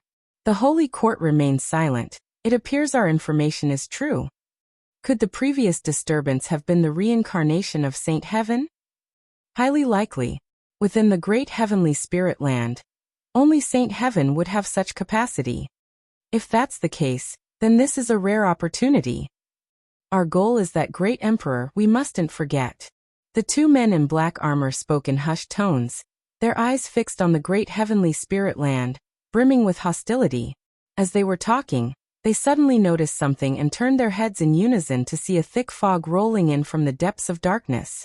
The complexions of the men in black armor changed slightly, and they vanished from their spot. It was the season when spring turned to summer. Guan sat under a tree, sharing drinks with Xian Tianyi, exchanging insights on writing. Xian Tianyi was very fond of the romance of the 3 kingdoms, believing it was not inferior to the journey to the west. Once I thought Investiture of the Gods was the pinnacle, but then you wrote Journey to the West and Romance of the 3 Kingdoms. You truly are amazing. Why can't I write books like these? Xian Tianyi looked at Guan and exclaimed. Shaking his head, Guan said, your Green Hero travelogue isn't bad either. Don't write anything else in the future. Just focus on Green Hero travelogue. If this book grows longer, it will certainly become a classic. Xian Tianyi felt that writing serious books was rather uninteresting. Over the years, he had written many without much success. Really? But many people are embarrassed to say they like Green Hero travelogue, you know? Xian Tianyi asked doubtfully. Do you want to write a book that many people have read but seldom mention? Or a book that becomes a masterpiece in the hearts of a few, something they can relish for a lifetime? Asked Guan. Hearing this question, Xian Tianyi fell into silence. As the 2 were talking, a loud boom descended from the sky, startling both to look up, and not just them. Others in the valley did the same.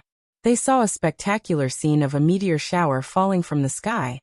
Countless meteors with long trails of smoke descended, piercing through the clouds, resembling an apocalypse that made people uneasy from afar. What's that? Guan asked with a frown, thinking to himself that it had finally come.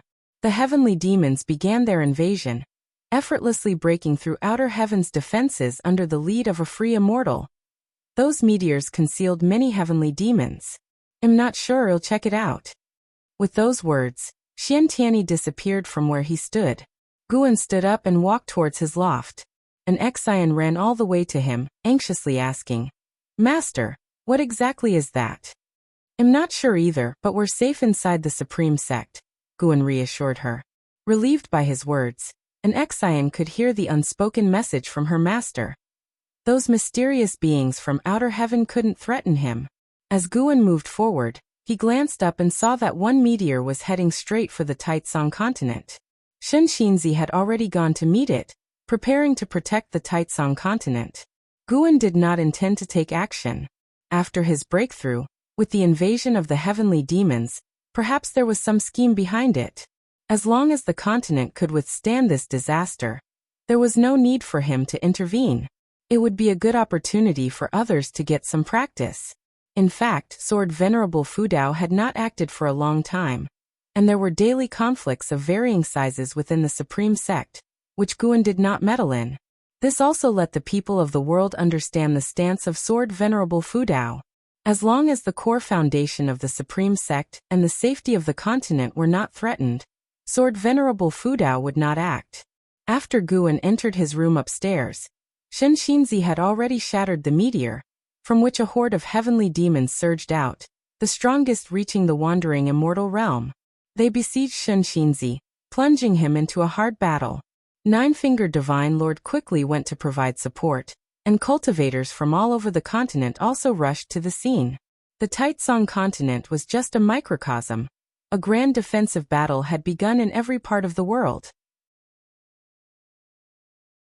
The great battle outside was even more imposing.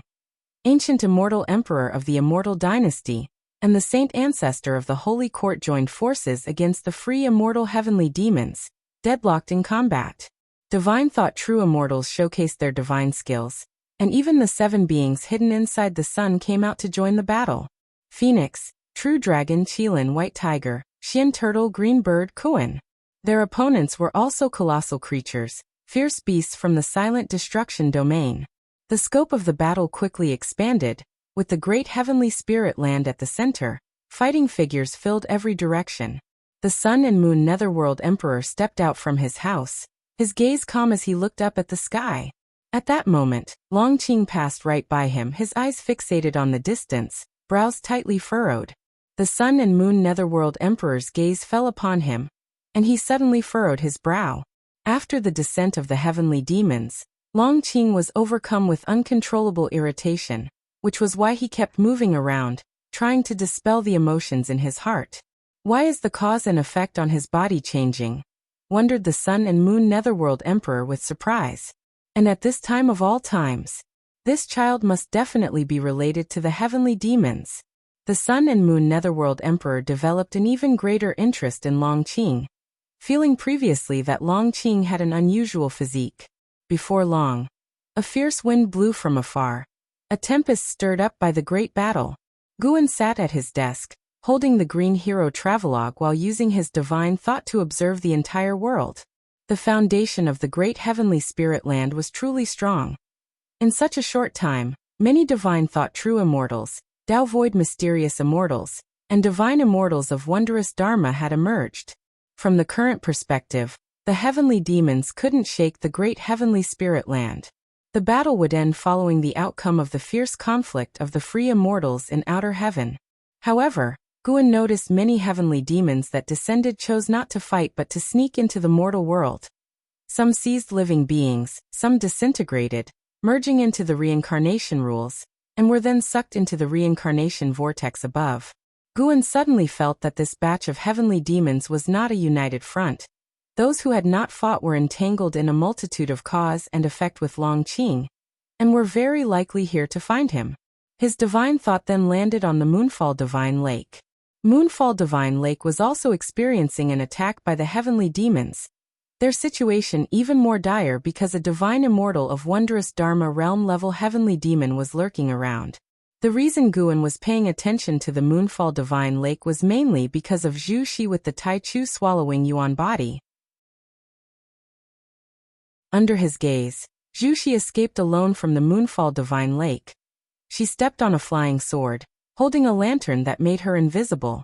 Only when the crisis on the Taitsong continent was resolved by evening did Zhu Xi seek refuge on an island, where she hid in the forest, the lantern still burning. Unbeknownst to her, a heavenly demon was hidden on this very island. Although its cultivation was only at the loose immortal realm, it was far more than she could contend with. Her lantern could not escape the eyes of the heavenly demon. The heavenly demon was closing in on her. Zhu Xi, who was seated in meditation, frowned. Opening her eyes, she looked around, feeling panic. She had a foreboding sense of impending doom and trusted her instincts. That's why she felt so frantic, realizing she was surrounded by danger with no chance to escape. Chapter 370. The great Emperor of Calamity, Ju Yuan world nightfall descended, and the woods fell into complete silence, devoid of any insect's song. Zhu Xi stood up, holding a lantern in her left hand and clenching a sword in her right, her gaze nervously sweeping the surroundings. Suddenly, she heard the sound of the wind and instinctively turned her head to look. Then sounds of the wind came from another direction before she could turn again, and soon wind noises erupted from all directions. A gust carrying leaves assaulted her face, causing her eyes to widen in alarm. Far in the Third Medicine Valley, Guan watched this scene unfold without intervening. Zhu Xi was no match for the loose immortal realm, losing consciousness immediately upon the other's attack. The attacker was a female heavenly demon seeking to possess her body, but just as its soul began to infiltrate, the demon sensed a terrifying devouring force. The heavenly demon instinctively tried to escape, but only part of its soul body flew out. The lower half was sucked in, unable to withdraw. Guan raised an eyebrow as he observed how much spiritual energy had Zhu Xi consumed. At 23, even with copious quantities of spiritual energy consumed, she shouldn't be able to shake a loose immortal. Could it be she harbored an even greater secret? No matter how the female heavenly demon struggled, she could not break free from the devouring force inside Zhu Xi, and soon, she was devoured. Zhu Xi then collapsed to the ground, and the woods returned to tranquility. It wasn't until an ancient hour later that Zhu Xi opened her eyes with a confused gaze.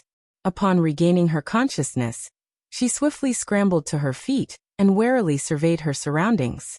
Seeing this, Guan withdrew his divine thought. This woman was no simple character. She might become a renowned figure in the future. Guan had no intention of inviting or accepting her as a disciple. Mere curiosity prevailed.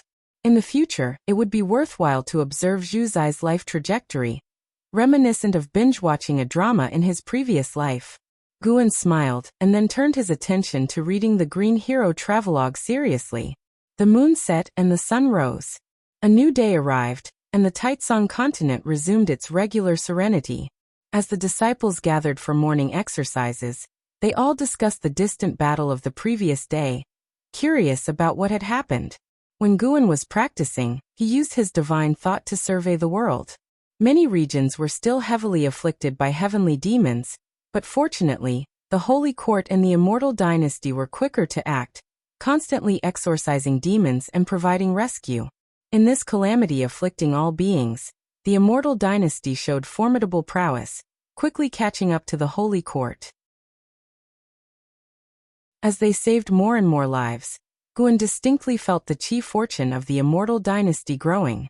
This catastrophe actually presented an opportunity for the Immortal Dynasty. Guan spotted An Hao's figure. He was observing the battle, for the weakest of the heavenly demons also had immortal path cultivation, far beyond his current capability. While observing the world, Shen Xinzi returned. Many disciples looked towards him, feeling that he must know what happened the previous day. Not until the morning exercises concluded did Long Qing eagerly rush to Shen Xinzi, asking why he had left. Yesterday, heavenly demons descended. Fortunately, the crisis on this continent has been resolved, Shen Xinzi replied, though his complexion appeared unnatural.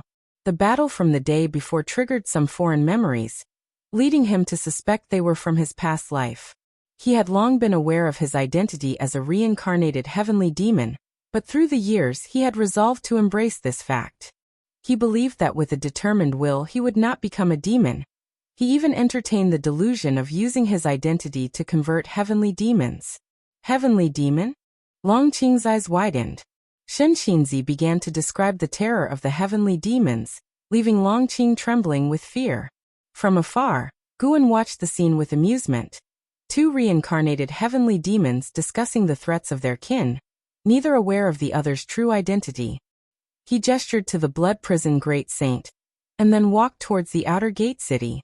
Although the battle in outer heaven hadn't ended, he had lost interest in it for the time being, as it seemed inevitable that the heavenly demons would be repelled. He decided to visit the outer gate city for a change of scenery. Elsewhere, Three Pure Ones Mountain.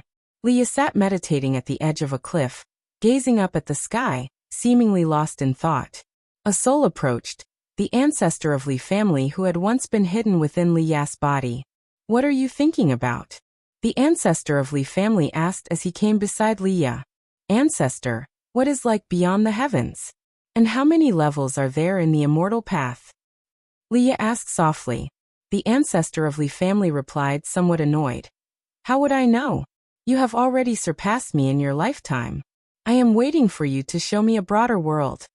Upon hearing this, Li Ya cracked a smile and then stood up, stretching languidly. "Well, get ready, as I will soon leave the mountain to seek fortune. I've realized that traveling is necessary. Secluded cultivation alone makes for slow progress in raising cultivation level. At this rate, I'm afraid I'll fall further behind in how." Hearing Li Ya's words, the ancestor of Li family showed a smile, saying, "I am indeed curious to see how formidable the divine exotic city is." The corners of Li Ya's mouth lifted, his eyes filled with spirit. The saint ancestor said that an era of prodigy competition is nigh. I cannot be absent. As he spoke, he lifted his right hand, where a white flame blazed in his palm. The ancestor of Li family looked at Li Ya, stroking his beard and smiling, filled with emotion. In just 400 years, this young man had achieved so much. It was hard to imagine the heights he would reach in the future. Ancestor of Li family recalled the scene of meeting Li Ya. His smile deepened. In the cosmos, scorching heat waves devastated the starry space. Ancient immortal emperor and saint ancestor paused, their gazes focused on a distant silhouette. Enshrouded in black fog, the figure seemed like a demon lord emerging from the abyss, a terrifying visage. His white hair flowed freely, crowned with a pair of forward curving horns, his face pallid, with pupilless eyes. He wore a black feathered great robe, beneath which gleamed a chainmail shimmering with cold light. He was none other than the great emperor of calamity, a free immortal among the heavenly demons. Gazing at the calamitous great emperor, both the ancient immortal emperor and saint ancestor had eyes filled with wariness. The two sides had been clashing for months. The ancient immortal emperor and saint ancestor, 2 against 1, couldn't gain the upper hand, managing only to halt the great emperor of calamity's advancement and prevent him from stepping into the great expanse of the great heavenly spirit land. The heavenly demon's essence has dwindled to a mere 10th, yet you persist with your purpose? The ancient immortal emperor asked with an icy tone. The corners of the calamitous great emperor's mouth curled up, revealing a sinister and odd smile. He said, "Do you really think I allowed the heavenly demons to invade the great heavenly spirit land, just to kill some inconsequential mortal spirits?" At these words, both the ancient immortal emperor and saint ancestor's expressions changed dramatically. Before they could interrogate him further, the calamitous great emperor was engulfed by the surrounding black fog, which churned violently and began to expand rapidly. The ancient immortal emperor and saint ancestor immediately responded, casting their mighty mana upon the black fog, but they could not dissipate it. During the surging process, the black fog coalesced into a huge black sphere that, from a distance, resembled a black hole. "What kind of divine skill is this?" the ancient immortal emperor asked with a grim look on his face. The saint ancestor gave no answer. He too couldn't see through it, but a strong sense of unease welled up in his heart. Meanwhile, in the Taitsong continent, within a subsect of the Supreme Sect, in a courtyard, Guan was drinking with Yilan and Zhenqin. Zhenqin was discussing recent major events in the subsect. An elder oppressed a disciple, leading to the elder's sudden and gruesome death, causing a stir throughout the sect.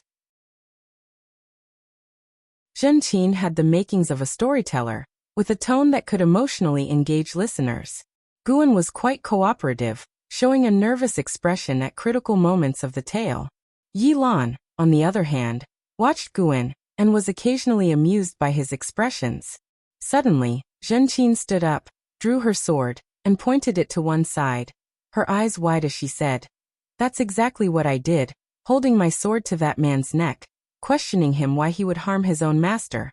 Despite the evidence in front of him, he was still defiant, refusing to admit anything." Guan was about to speak when he suddenly sensed something, his eyes subtly shifting. Zhen Qin was about to continue her story when her expression changed abruptly. Not only her, but Yi Lan's expression also changed dramatically. "What's going on? Why do I feel like something is grabbing me?" exclaimed Zhen Qin in horror, instinctively looking at Yi Lan. Yi Lan's body trembled as she spoke through gritted teeth. "Me too, I can't break free." In Guan's eyes, a mysterious causality force intertwined around Yi Lan and Zhen Qin. It wasn't just the two of them. Within the subsect, many others were entangled by this force of causality. He looked up to see the sky, which appeared a magnificent blue, but through his eyes, there appeared an intricate black net across the sky, beyond the reach of mortal beings. This black net seemed to connect with countless souls in the world.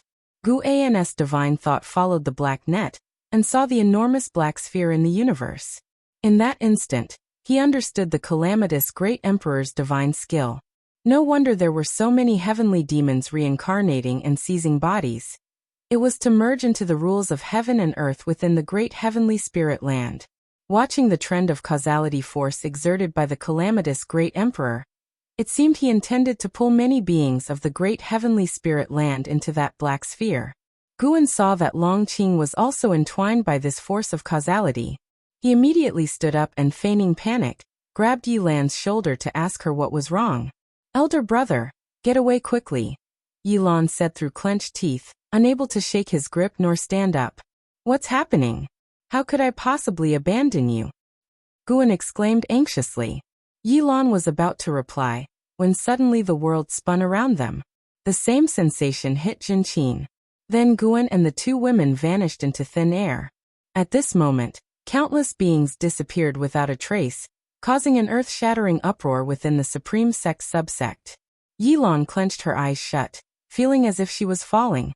A sensation even she, in the divinity transformation realm, found extremely unbearable. As she continued to fall, she gradually regained control of her body. Soon, she felt her feet touch the ground. A hand grasped her right hand, immediately calming her heart. This was her elder brother's hand.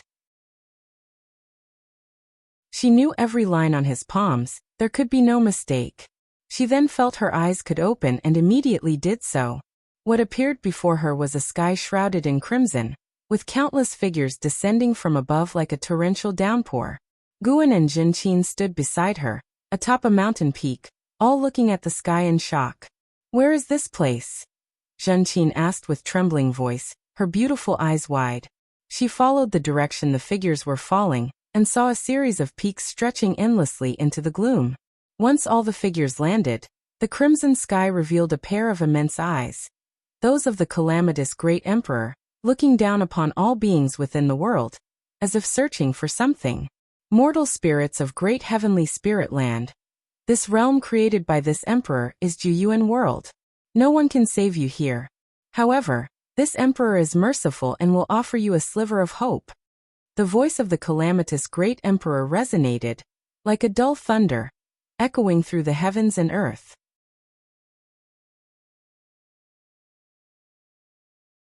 Chapter 371 Heavenly Tao and Heavenly Demon. Long Qing stood on the hillside, gazing up at the huge eye in the sky, his face full of fear. Other people were also on the hillside.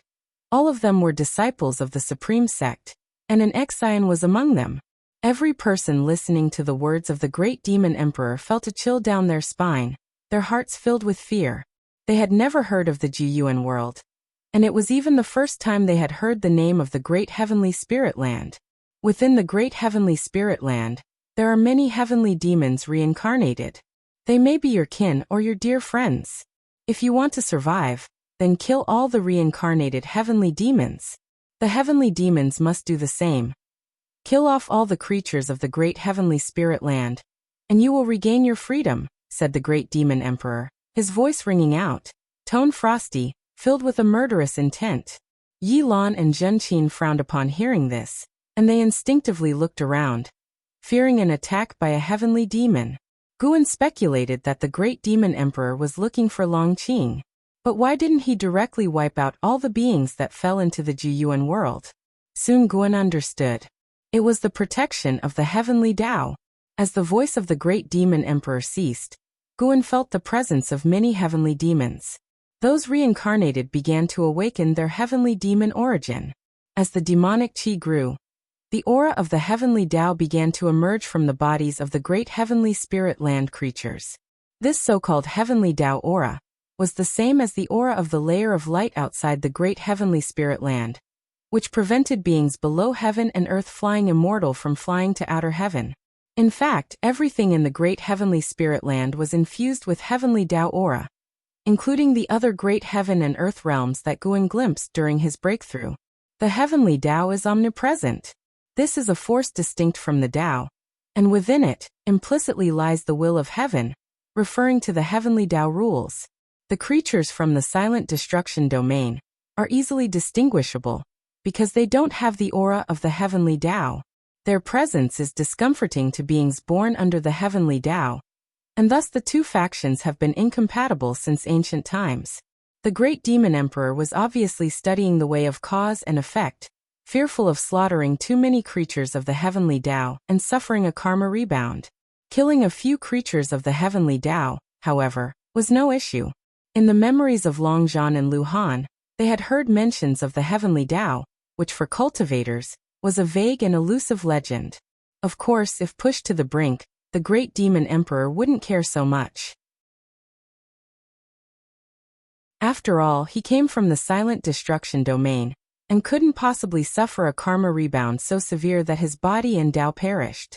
If the heavenly Tao were so powerful, there wouldn't be the existence of the silent destruction domain. The great demon emperor stopped speaking, and the pair of eyes also vanished, plunging the entire world into silence.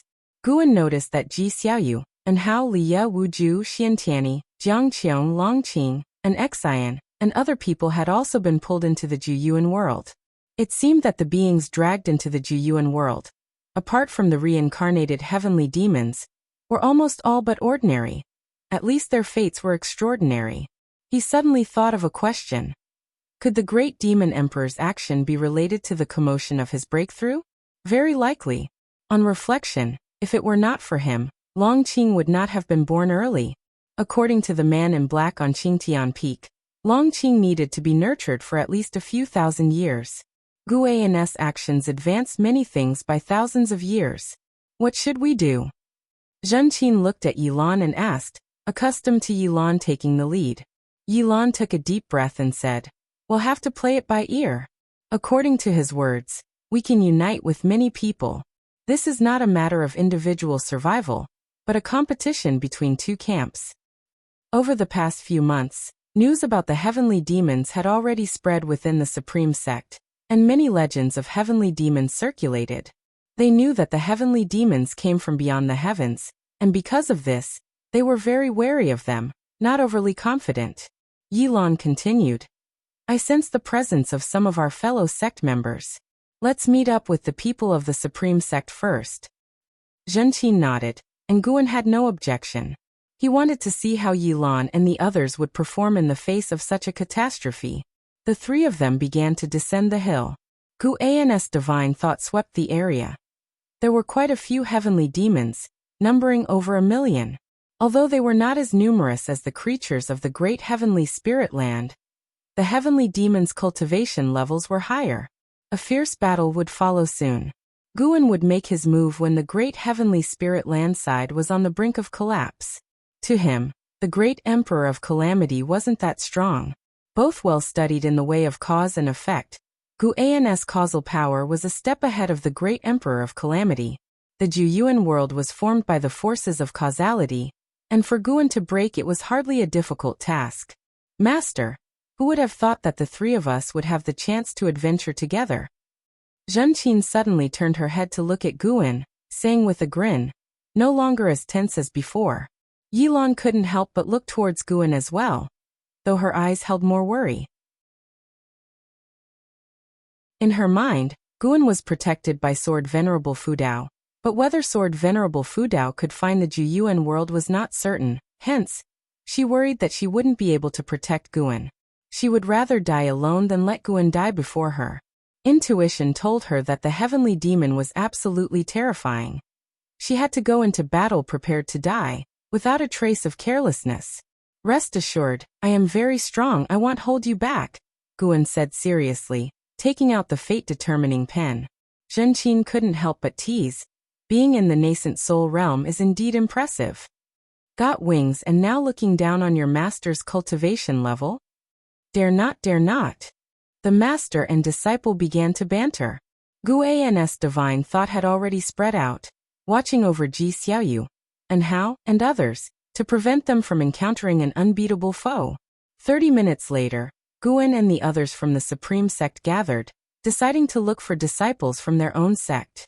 The Juyuan world was large, but not as incomparably vast as the great heavenly spirit land, so an Xian and the others were not far from them. The disciples of the Supreme Sect pulled into the Juyuan world numbered only a few dozen, either with extraordinary fates or geniuses. Longqing's body contained the path of returning primordial spirit strengthened by Guan, and thus he did not awaken to become a heavenly demon. Facing the imminent battle with the heavenly demon, Longqing was excited. He had long wanted to take on the world, but his master had not allowed it. During flight, a thunderous roar came from afar, startling the disciples of the Supreme Sect into immediately accelerating away from the battle. Guan stood behind Yilan, sharing a sword with her, when he spotted a familiar face engaged in the distant battle. Liya. The kid was directly using the power of divine exotic city to suppress the heavenly demon, drawing in more of them for a siege. Guan began to watch the battle, wanting to see how much Liya had improved. Time rushed by quickly. An hour later, the Supreme Sect's side finally met up. The forces of causality hadn't scattered their position. Master! An Xian, seeing Guan, immediately showed a joyously surprised expression. She swiftly flew by Guan's side. Her anxious look swept away, replaced with excitement. Longqing too flew over, chattering non-stop in excitement. He couldn't wait to fight the heavenly demon. Yilan started negotiating with other disciples of the Supreme Sect. Zhenqin looked at an Xian and Longqing, her expression odd. Why weren't these two scared at all? It was one thing for Longqing to be fearless, the young and rash type, but why was an Xian, that girl, getting all excited too?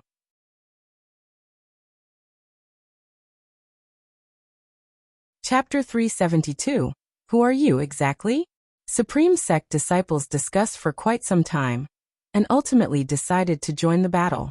In their view, hiding and waiting for others to fight, hoping for a slim chance of survival, was very foolish. Guan much appreciated the courage and insight of the Supreme Sect disciples. In such a situation, choosing to lay low could indeed result in a complete loss. Unity was surely the best approach. Dozens of people banded together and flew towards the nearest battlefield. Liya had already finished his battle. Relying on the powerful force of divine exotic city, his victory came easily. He didn't even have to lift a finger. It was entirely the divine exotic immortal spirit fighting on his behalf. 30 minutes later, Guan and the others joined the encirclement against the heavenly demon. Under Yilan's arrangement, Guan was positioned on the outermost layer, responsible for casting long-range spells. With the fate-determining pen in hand, Guan pretended to exert himself earnestly. His divine thought also looked towards the distance, enveloping the entire Juyuan world, spying on the battlefield from a macro perspective. More and more beings began to engage in battle with the heavenly demon, all becoming embroiled in fierce combat. Guan started to snatch kills. When the heavenly demon was on the verge of death, his divine thought would strike at the heavenly demon. A series of prompts popped up before his eyes, bringing him increasing pleasure. Suddenly, he captured a whiff of the presence of a free immortal. The other party was well hidden, but could not escape his divine thought. It must be the creator of the Juyuan world. This person was masquerading as part of the great heavenly spirit land's side, and was still opposing the heavenly demon. What did this mean? Guan couldn't figure it out, so he couldn't be bothered to think about it. He continued to balance the battlefield. If the heavenly demons had an overwhelming advantage over the beings, he would help suppress them, giving those of the great heavenly spirit land a chance to train. The beings who were drawn into the Juyuan world were not mediocre. One day, they would become the backbone of the great heavenly spirit land. What Guan needed to do was ensure not too many talents from the great heavenly spirit land perished, while allowing this experience to provide them with opportunities for transformation. In the cosmos, more and more cultivators flew to the vicinity of the Black Sphere, looking nervously at the Black Sphere created by the demon Great Emperor. Damn it, are we just going to watch this happen? My sect has hundreds of disciples caught up in this. They are all the future of my sect. Isn't our sect the same? What exactly is this method? Move aside. I refuse to believe it. Is the Holy Court truly helpless? Great cultivators of various factions discussed among themselves. Some even attacked the giant Black Sphere, trying to shatter it, but no spells or divine skills that struck the Black Sphere could move it. The ancient immortal emperor and saint ancestor stood on high ground, frowning at this scene. A figure appeared behind them. A middle-aged man dressed in golden garments, holding a jade ruler, with a dignified face. Holy Minister, is there truly no way to resolve this? The man in golden garments asked. He was indeed the Holy Minister of the Holy Court. At this moment, his brow was furrowed, and his eyes were full of worry. The saint ancestor, with his back to him, answered, I can sense that the chief fortune of the Holy Court has not weakened, which means that those juniors involved have not suffered significant casualties. Let's seal off this space first. The Holy Minister hesitated for a moment, then turned to give the order. The ancient immortal emperor took a deep breath and said, I feel that his purpose is not the slaughter of the young generation of the great heavenly spirit land. It seems he is searching for something. The saint ancestor replied, I think so as well, but throughout history, there have been too many beings from outer heaven that have infiltrated the great heavenly spirit land. It is temporarily impossible for me to deduce what the demon Great Emperor is searching for. The two free immortals fell into confusion, their gaze never leaving the Black Sphere. Time moved quickly. Half a day after entering the Juyuan world, all the beings within began to fight, with the sounds of battle everywhere. With Gu An's hidden help, the morale of those from the great heavenly spirit land continued to rise. The more the heavenly demons perished, the greater the advantage for the great heavenly spirit land side. In just half a day, Guan had already reaped more than 30 million years of lifespan, successfully surpassing 100 million in total. Not a single Supreme Sect disciple had died. Everyone's confidence was growing. And even Yilan no longer constrained Guan as before, also looking for opportunities for Guan to gain experience. The Juyuan world seemed to have no day or night. The blood-colored sky only showed shifting clouds. Guan, holding the fate-determining pen, and standing on the heavenly resident's sword, followed the steps of the main force. An Xian was beside him, discussing the previous battle with Long Qing. Gu An's eyes looked towards the front lines at Wuju. As the mainstay of the Supreme Sect disciples, Wuju was capable of standing on his own. Seeing his independence, Guan couldn't help but think of his own timid demeanor in the past, filled with emotion. If possible, Guan would rather the ordeal last a few more days, but the heavenly demon-free immortal was becoming harder to restrain. It had only been half a day, and a third of the heavenly demons had died, tens of thousands of miles away. On a mountain cliff stood a man in black, furrowing his brow. He was the incarnation of the demon Great Emperor. What's going on? The beings of the great heavenly spirit land can't possibly be this formidable. The demon Great Emperor was filled with confusion. In his view, although the great heavenly spirit land's side had a numerical advantage, it should not be showing its current strength since the heavenly demon side was clearly stronger. The more the demon Great Emperor thought about it, the more panicked he became. He felt that an unknown entity might have infiltrated the Juyuan world. Even he, a free immortal, couldn't see through it? The first he thought of was Shengtian of the Holy Court. He had previously obtained the Saint Heaven reincarnation. Perhaps Shengtian had also been pulled in, and was secretly making a move? The more he thought about it, the more plausible it seemed. He immediately disappeared from the spot. Wu Ju flew to Guan's side and said, "According to the intelligence we've gathered, the other battlefields are also gaining an advantage, so you don't need to worry too much." Guan replied reluctantly, "What do I have to worry about? It's you guys who are charging into battle. I'm in no danger at all." Wu Ju laughed and said, "This is still your first time leaving the Supreme Sect for an adventure. I'm just afraid you might be anxious." An Exian covered her mouth and snickered nearby. Wu Ju thought she was laughing at Guan, so he didn't think much of it. Standing behind Guan, Longqing leaned forward and excitedly asked, "Elder Wu, when will the next battle begin?" During the previous fight, he had also participated, and his formidable physique surprised many disciples of the Supreme Sect. It was truly inconceivable that this lad had not an ounce of spiritual power, but could still display such domineering performance. Wu Ju looked at him and smiled. It should be soon. Having successively slain heavenly demons, Wu Ju began to underestimate them, feeling that they were not as terrifying as he had imagined. Just as Wu Ju was about to speak further, he saw Longqing's eyes widen in nervous anticipation, looking towards the sky. Instinctively, he turned his head and saw a pair of gigantic eyes appear in the blood-colored sky. Eyes that belonged to the Great Emperor of Disaster. The Great Emperor of Disaster seemed to be searching for something. His gaze moved rapidly, and except for Guan, whose heart would flutter at the sight of it, anyone else who locked gazes with the Great Emperor felt their hearts race.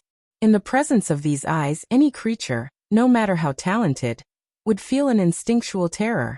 The entire Juyuan world fell into silence, all life forms gazing up at the eyes of the Great Emperor of Disaster.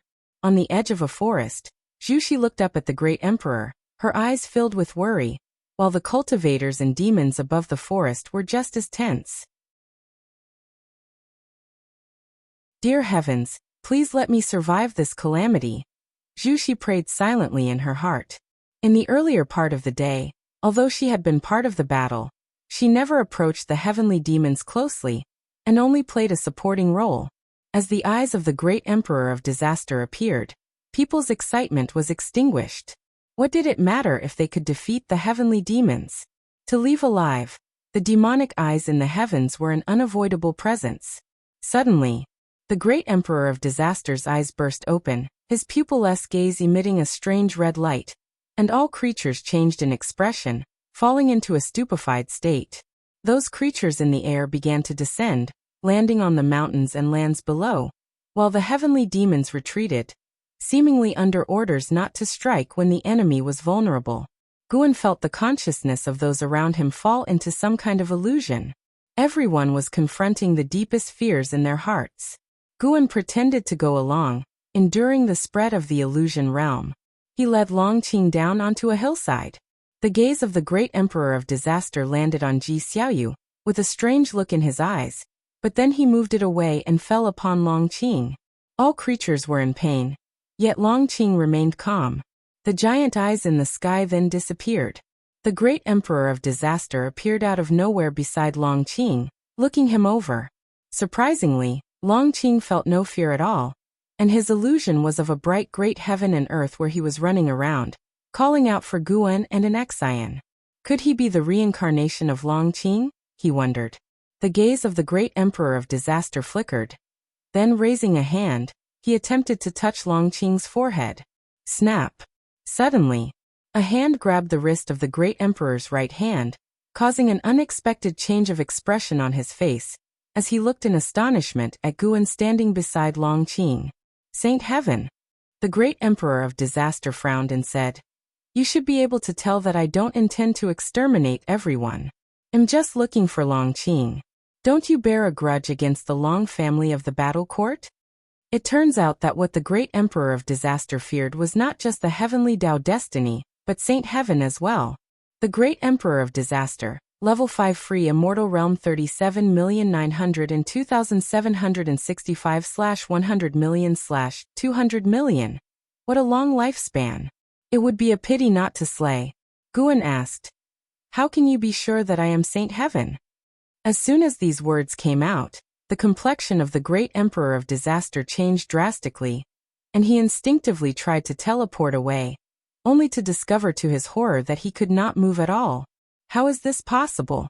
The great Emperor of Disaster tried to use the power of cause and effect, but he couldn't shake Guan, which terrified him even more. Who are you really? The great Emperor of Disaster stared at Guan, asking with a trembling voice that could not hide his fear. Guan asked, Why are you looking for Longqing? Upon hearing this, the face of the great Emperor of Disaster filled with a look of despair as he murmured to himself. The Long family still has a great power hidden away. Seeing that he was unwilling to answer, Guan lost his patience and directly assailed the soul of the great Emperor of Disaster with divine thought. Great Imprison Soul Immortal Technique. Search Memories. After a dozen or so breaths, Guan withdrew his divine thought, and with a squeeze of his right hand, the great Emperor of Disaster instantly disintegrated into ash. A blood-red Tao seed hovered in front of him. Guan's gaze sharpened as the terrifying force of causality immediately ground the Tao seed into dust, vanishing in a flash. You have successfully seized 6,230,567 years of lifespan from the great Emperor of Disaster, level 5 free immortal realm. Over 620,000 years of lifespan. A look of pleasure crossed Guan's face. Truly worthy of a free immortal.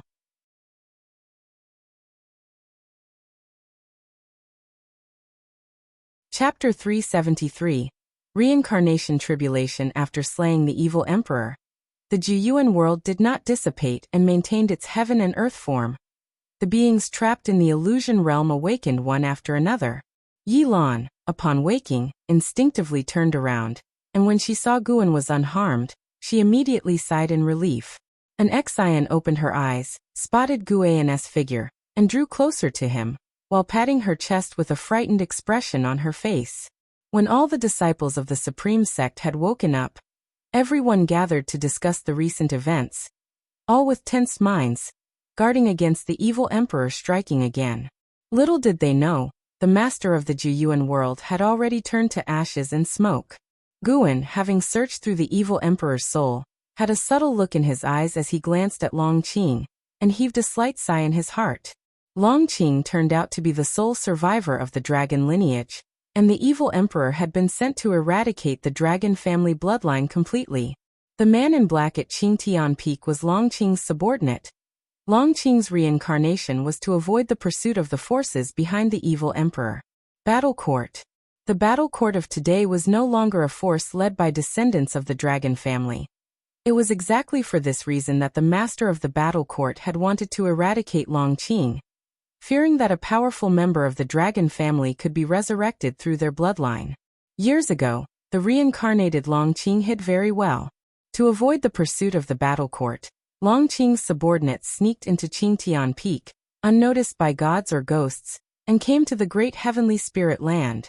But the turmoil in the silent destruction domain years ago had caught the attention of the evil emperor. The Dark War Emperor was sent by the evil emperor. To be precise, the Dark War Emperor was cultivated by the evil emperor, and the inheritance of the Dark War Emperor's battle court originated from the evil emperor. It was through the Dark War Emperor's reckless actions that the evil emperor speculated that Shengtian had reincarnated. To ascend beyond the nine-layered realm of the free immortal, one must undergo reincarnation tribulations. Only after 100 lifetimes is there a chance to strike at the Tao fruit realm. This is the reincarnation tribulation. In the memory of the evil emperor, he had been defeated by Shengtian and nearly perished. This was also why the evil emperor had previously dared not personally come to the great heavenly spirit land. The Dark War Emperor was merely one of his pawns, and not even the Holy Court's holy ministers knew there was someone behind the Dark War Emperor. Just the thought that Long Zhan's descendants were reduced only to Longqing made Guan feel a tinge of melancholy. Guan, however, was not afraid of an attack from the battle court, for from the evil emperor's memories, it was clear that stronger existences from the battle court could not reach this universe, and only the free immortal could. Therefore, the battle court had dispatched the evil emperor, But the specific reasons for that were unclear even to the evil emperor himself. The evil emperor had been in this universe for countless years. At that time, Longqing's parents were still alive, and they had perished at his hands. After countless years, the bloodline of the dragon family in various universes had been exterminated, leaving only Longqing. While the disciples were discussing the schemes of the evil emperor, Guan was silent. With a thought, the blood-red sky began to collapse silently. "Look at the sky quickly," someone exclaimed, causing others to look up. Seeing the sky twist, everyone panicked, not having time to think further, as the dizziness they felt before entering the Jiyuan world re-emerged, causing them to promptly close their eyes. Unable to move or peek at their surroundings, this feeling made everyone's heart race. Only Guan kept his eyes open. Under his divine thought's impact, the Jiyuan world began to collapse, and he divided its karmic forces into the power of rules, distributing it to everyone, bestowing them a fortune. Utilizing karmic causation, Guan sent everyone back to their respective places in the great heavenly spirit land. Meanwhile, the great cultivators in the universe saw a giant black orb begin to tremble and dissolve into black mist, making them even more nervous, fearing that something might have happened to their juniors inside. As the black mist dispersed, they sensed something and turned their heads, their faces revealing joy. They felt the presence of their juniors. No matter what the evil emperor had planned, at least their juniors were alive. The ancient immortal emperor and the saint ancestors furrowed their brows, exchanging glances, both seeing confusion in each other's eyes. What's happening? On the other side, Taitsong continent, supreme sex subsect. Yilan abruptly opened her eyes, saw Guan sitting across from her with eyes still firmly closed, breathed a sigh of relief, then looked around with a look of surprise on her face. Zhenqin then awoke, followed by Guan. "Are we back? Could it be that all the heavenly demons have been wiped out?" Zhenqin asked cautiously. Guan took a deep breath and said, "I'm not sure. Did you feel anything extra in your minds?" He had used the karmic power of the evil emperor to enhance the being's insight into the way of cause and effect, which had nothing to do with him, so he wasn't concerned that someone could infer anything about himself through this. Besides, his own method of divine thought naturally shielded him from karmic deductions. Yilan and Zhenqin nodded, then began to share their insights. It wasn't just them. All the beings who had returned from the Jiyuan world were curious about the karma Dao they found in their minds. After a long discussion, Guan stood up and said, "I've been delayed long enough. I must go back." Yilan wanted to say something, but Guan turned and walked away, deeply concealing his abilities and his renown. "It's fine, we're back now. Listen to the noises outside," Zhenqin comforted her, saying that with their level of cultivation, they could hear the sounds outside the estate, confirming that they were indeed back. Yilan frowned, worrying about being pulled into the Jiyuan world again. Yet upon second thought, if that mysterious existence wanted to do so, what would be the point in releasing them?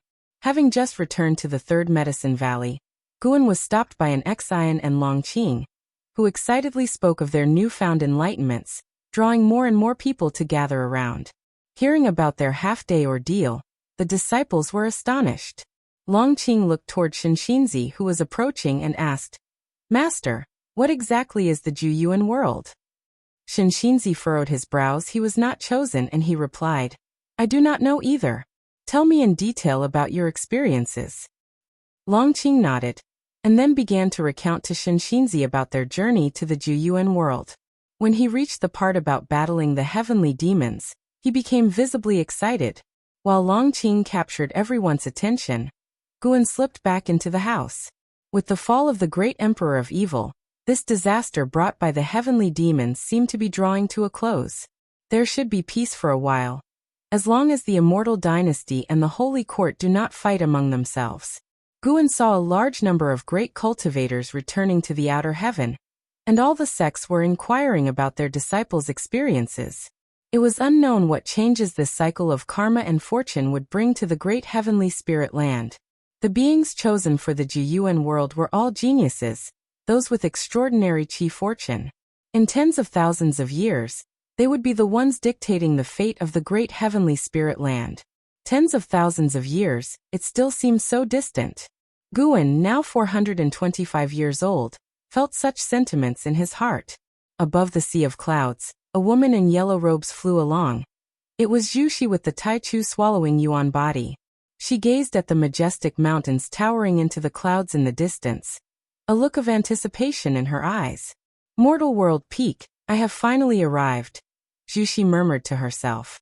50 years had passed since their journey to the Juyuan world. In those 50 years she traveled the world. Some years ago, when she heard that Mortal World Peak was recruiting mortal spirits, she decided to try her luck. Mortal World Peak was one of the top immortal sects in the world. If she could take root here, she would not need to wander anymore. At the same time, atop Dingtian Peak, Guan, who was reading in the mountaintop courtyard, sensed Zhu Zai's presence and felt a touch of surprise. Was this a coincidence? He had no intention of looking after Zhu Xi. He wanted to see how she would fare after joining Mortal World Peak. Beside him, an Xian, who was practicing Taoist Gang primal energy, turned her head to Guan and said, "Master, the Gang Qi inside my body is going haywire. I can't control it." Her tone was anxious, clearly in panic. Guan, lying in his chair, did not get up but just lifted his left hand and flicked his index finger towards her. A jet of strength energy shot out, entered in Zin's body, and instantly calmed the rampaging Gang Qi, restoring its normal flow. An Xian breathed a sigh of relief. Looking at Guan with admiration, she asked, "Master, how are you so powerful? When will I be able to cultivate to your level?" "Cultivate for 100 million years, Guan replied offhandedly, flipping the page with his left hand. 100 million years? How long is that? Who can live that long?" An Xian complained, feeling like her master was teasing her. Guan ignored her and continued reading. This book was not the Green Hero Travelogue, but a rare book he found at Mortal World Peak, which recounted an extraordinary tale from Mortal World Peak. A story of a disciple who fell in love with a female demon. This book was a banned one, quite hard to come by. Based on Gu An's experience, the writing in this book was not as delicate as that by Xian Tianyi, but it had its charms in the bizarre. The demoness reincarnated several times to find the protagonist, which was quite touching. As dusk approached, Guan finally got up, stretched, and then left with an Xian. After returning to the Supreme Sect, the pair landed in a grove and made their way toward Mystic Valley. An Xian was talking animatedly about her cultivation progress for the day, very lively. Guan was not bothered by her enthusiasm and listened attentively, offering occasional guidance. Arriving at Mystic Valley, Guan spotted a familiar face. Jiang Qiong. Jiang Qiong was standing in front of a garden railing, admiring the flowers in full bloom. Guan asked an Xian to head back to the Third Medicine Valley on her own, and he approached Jiang Qiong. Looking at Jiang Qiong's back skeptically, an Xian didn't stop, but headed towards the transmission array platform. "How long have you been here?" Guan's voice reached Jiang Qiong's ears. Without turning around, she focused on a flower and responded, "About 2 ancient hours, I'd say." Only when Guan came to her side did she turn to face him and size him up. "So many years have passed. How come you are still at the nascent soul realm? When I was in the Juyuan world, I felt your presence. You must have gained some opportunities," Jiang Qiong asked with a frown. Guan raised an eyebrow. "What realm are you in that you look down on the nascent soul realm?" Jiang Qiong huffed. "I am preparing to challenge the unification realm. I came to see you before attempting tribulation crossing." "Unification realm?" Guan's eyes widened, showing a look of surprise. Jiang Qiong's lips curved up in a smile. "Unification realm, that's all. I actually find it rather slow. In today's world, what is the unification realm even worth?" Guan fell silent. Thinking she had demoralized him, Jiang Qiong changed the subject. "You should talk some sense into your disciple. That girl Zhenqin wants to take revenge on the ghost mother of Ephemera. If I hadn't intervened, she would have already died at the hands of the ghost mother."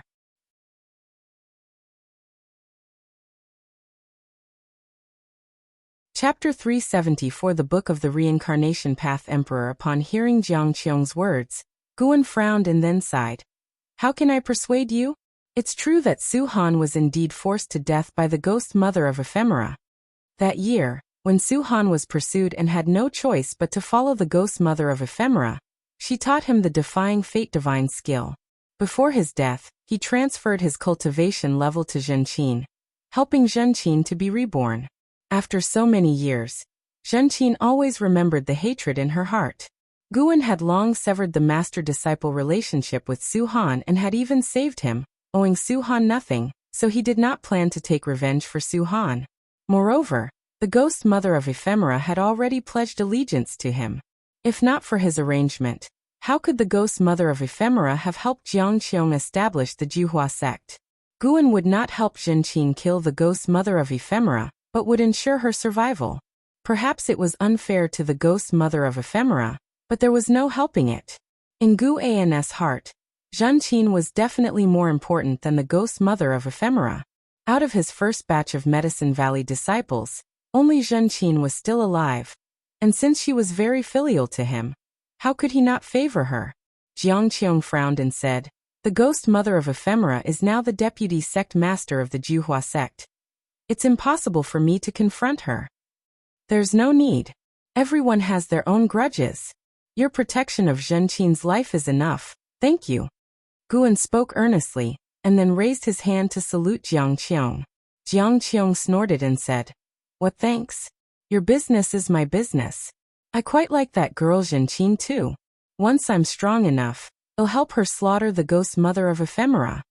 Guan was taken aback and asked, do you have a grudge against her? No grudge, but if I had to choose between you and her, I would definitely choose you. However, these are all things for later, once I have the ability. Jiang Qiong shook her head. Afterwards, she talked about the insights she gained in the Juyuan world. Since her journey in the Juyuan world, she had many revelations during her cultivation, particularly about divination. She could now peer into the cause and effect of mortals to deduce their fate. She was curious if Guan had gained anything. Guan replied that he had, but his fortunes were not as great as hers, which left her slightly disappointed. After night had fallen, Jiang Qiong took Guan to the 8 scenic caves. Why insist on going to the 8 scenic caves? Just stay at my 3rd Medicine Valley. Now that you're a giant of the righteous path, having formed an alliance with Supreme Sect, they won't stop you from entering Supreme Sect. Walking through the forest, Guan couldn't help asking. Jiang Qiong, holding his right wrist, didn't look back and said, the 8 scenic caves are our home. What home? You want to live in a coffin? Hearing Guan's words, Jiang Qiong couldn't help but turn around and glare at him. In the end, Guan couldn't resist Jiang Qiong, and was pulled into the 8 scenic caves with her. It wasn't until noon the next day that Guan finally returned to the 3rd Medicine Valley. As he arrived at his own loft, Ji Xiaoyu stepped out of the door. 40 years ago, Ji Xiaoyu had returned. Her understanding of the way of cause and effect far surpassed that of an Xian, Longqing, Yilan, and others. Guan could feel the force of cause and effect growing stronger within her. Who did you fool around with last night? Ji Xiaoyu stared at Guan, asking with a somewhat cold voice. Guan looked at her and replied, with an old friend. When I knew her, you weren't even born yet. If not for her guidance, where would I be today? His words were no joke. Jiang Qiong had taught him so much. Among them, the Demon Shadow Divine skill was the most important. Under Guan's enhancement, this skill could now isolate cause and effect. Reaching the Immortal Path realm, many would start to delve into divination techniques. And to rise to the carefree primordial immortal realm was to study the way of cause and effect. Without Jiang Qiong's Demon Shadow Divine skill, perhaps Guan's true cultivation level would have been discovered long ago. Hearing his words, Ji Xiaoyu's expression softened, and she was about to continue speaking but was preempted by him. Focus on your immortal cultivation, and don't bother with the affairs of mortal romance. Having said that, Guan quickly ascended the stairs. Ji Xiaoyu watched him go up, her eyebrows tightly furrowed. As Guan entered the room, ready to close the door, Ji Xiaoyu appeared out of nowhere, pressing her hand against the door. What are you doing? Guan frowned at Ji Xiaoyu, a look of fear on his face. Ji Xiaoyu stepped forward expressionlessly, startling him into stepping back. Bang! After Ji Xiaoyu entered the room, the door closed heavily behind her. Guan kept retreating until he reached the table, looking at Ji Xiaoyu's expressionless face with trepidation. What did this woman want to do? Was she going to hit him, or was she trying to learn from Jiang Qiong? Just thinking about last night's chaos gave Guan a headache. Sigh. Why were so many women interested in him? Even if he refused, it wouldn't work. Ji Xiaoyu walked up to him and said, "Over these years, I've been delving into the way of cause and effect, and have discovered that your disciple Longqing has extraordinary karma. Where exactly did you find him? Do you know his true identity?" Hearing this, Guan asked in astonishment, "Extraordinary karma? What do you mean? What's wrong with him? Could he be the reincarnation of a heavenly demon?" Ji Xiaoyu scrutinized Guan's expression, feeling that he did not seem to be lying.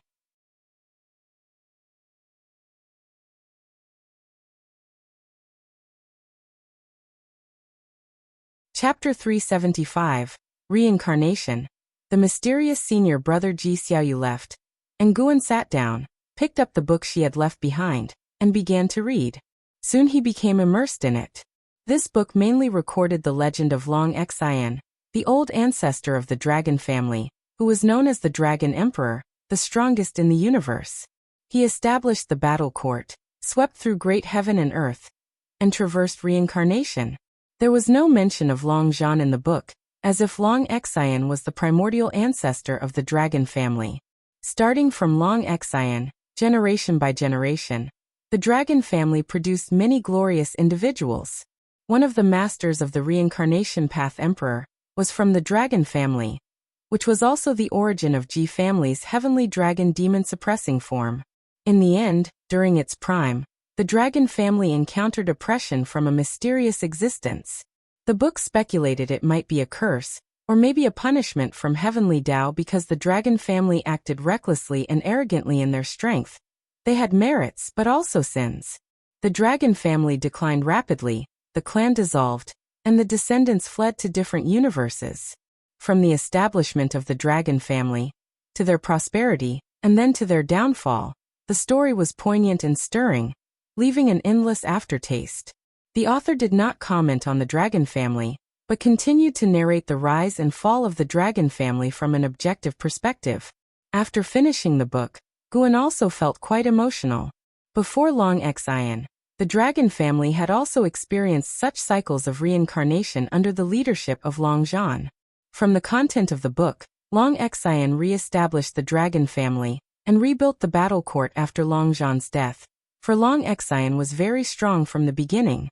Guan thought of the last meeting between Long Zhan and Long Xian, where the father and son parted ways. Long Xian did not understand Long Zhan's actions, but in the end, Long Xian chose to inherit Long Zhan's legacy and re-establish the dragon family and the battle court, which made him feel the longing Long Xian had for Long Zhan. Eons passed, and whether it was Long Xian or the dragon family, all had become a thing of the past and were being erased. On the path of immortal cultivation, how high must one reach to truly achieve immortality, to exist eternally? Guan turned his head to look out the window at the sky, his thoughts drifting. It wasn't until the evening that he put the book away, and then got up to go downstairs. Just as he went downstairs, he heard Longqing shouting at a distance. That kid was over 100 years old, yet still acted like a child. Guan smiled and then approached the blood prison great saint, letting him carry him to patrol the third medicine valley. "Master, that kid Longqing is becoming more and more presumptuous. Can you raise my cultivation level? Otherwise I'll be bullied to death by him. And what about the white spirit rat? That fat rat is getting faster and faster, but its cultivation level hasn't improved much, and it can't even speak human words." Blood prison great saint spoke with a tone of grievance. He was of the Mahayana realm. How could he be bullied by Longqing? Guan wanted to say that it was normal for you to not win against Longqing, who was born in the Nirvana realm. Do not compare yourself with others. Everyone has their own path. You should look to the future, Guan said earnestly. Blood prison great saint's eyes lit up, and he was immediately invigorated. Did his master's words mean he would be a focus of cultivation in the future? The more he thought about it, the more excited he became. He stopped thinking about being bullied by Longqing and the White Spirit Rat, and started to fantasize about dominating the world. He wanted to become the strongest great saint under the heavens, sweeping across the land. If outsiders from outer heaven attacked, and he was not an opponent, then the master would take action, shocking all beings. Just thinking about it was thrilling. On the surface, he would be the strongest, and enemies would conspire against him. Who would have thought that there would be an even more terrifying existence behind him? On a resplendent golden palace, the holy minister was sitting on a chair, with steps behind him leading up to an empty throne. A row of figures stood in the hall. Among them was the Candle World Saint King, who had once been responsible for negotiating with the Dark Battle Emperor. Yang Jian stood beside the Candle World Saint King, dressed in silver battle armor, with a three-pointed two-bladed knife floating behind him. Even though his realm was not as high as those around him, his aura was substantial. All the figures in the hall were holy kings of the holy court, and they were not too restrained in front of the holy minister. The holy minister's gaze swept over the 17 holy kings, paused on Yang Jian for 2 breaths, and then moved away. Ladies and gentlemen, I'm sure you haven't forgotten the calamity of the heavenly demon from 50 years ago. The holy minister said nonchalantly. A burly holy king immediately replied. It wasn't long ago, how could we forget? Whatever it is, holy minister, just give the order. His Majesty once said, in his absence, we were to listen to you. The other holy kings voiced their concurrence. Yang Jian remained silent, but his gaze was on the holy minister. The holy minister showed a smile and said, that chaos was certainly just a precursor. Yuan Shu ancestor from the immortal dynasty opened the reincarnation vortex, which still hangs high in the sky. I wish to dispatch you into the vortex to find His Majesty. Who knows what year you will return when you leave? Take time to consider it. Upon hearing these words, the holy king's expressions shifted slightly. That reincarnation vortex was not under the control of the holy court, and no one knew what lay within. The hall fell silent, with no one immediately agreeing. The holy minister was not in a hurry, patiently waiting. He raised his right hand, and a golden light orb condensed in his palm. He stared at the golden orb, as if peeking into something. I will go. A voice rang out, not loud but firm in tone, causing the holy kings to turn their heads to look. The speaker was Yang Jian. A holy king taunted. That makes sense, the Candle World Saint King just went through reincarnation. Who could be more suitable? The Candle World Saint King glanced at Yang Jian, deep in thought. The holy minister, still staring at the golden light orb in his hand, asked indifferently, anyone else? I will go, the Candle World Saint King said. These holy kings were astonished, having not expected him to agree. It wasn't his usual style of conduct. Yang Jian also glanced at the Candle World Saint King. The holy minister nodded and continued waiting. Realizing the holy minister was still waiting, the holy kings sensed something and their faces turned unsightly. One of the holy kings asked, Holy minister, must we agree? It's entirely voluntary. The words of the holy minister allowed the holy kings to breathe a sigh of relief, but then the holy minister's voice rose again. I assume you are all voluntarily going? I haven't misjudged you, have I? The holy kings were shocked and looked at the holy minister in disbelief. As for Yang Jian, his expression remained calm, as if he had already foreseen this turn of events. The holy minister raised his right hand, and the golden orb in his hand burst into a dazzling light, making his expression seem even colder. You must go to reincarnation. For you, it is an opportunity, your chance to strike at higher realms. Of course, the premise is that you survive. In reincarnation, there are countless great powers experiencing reincarnation tribulations.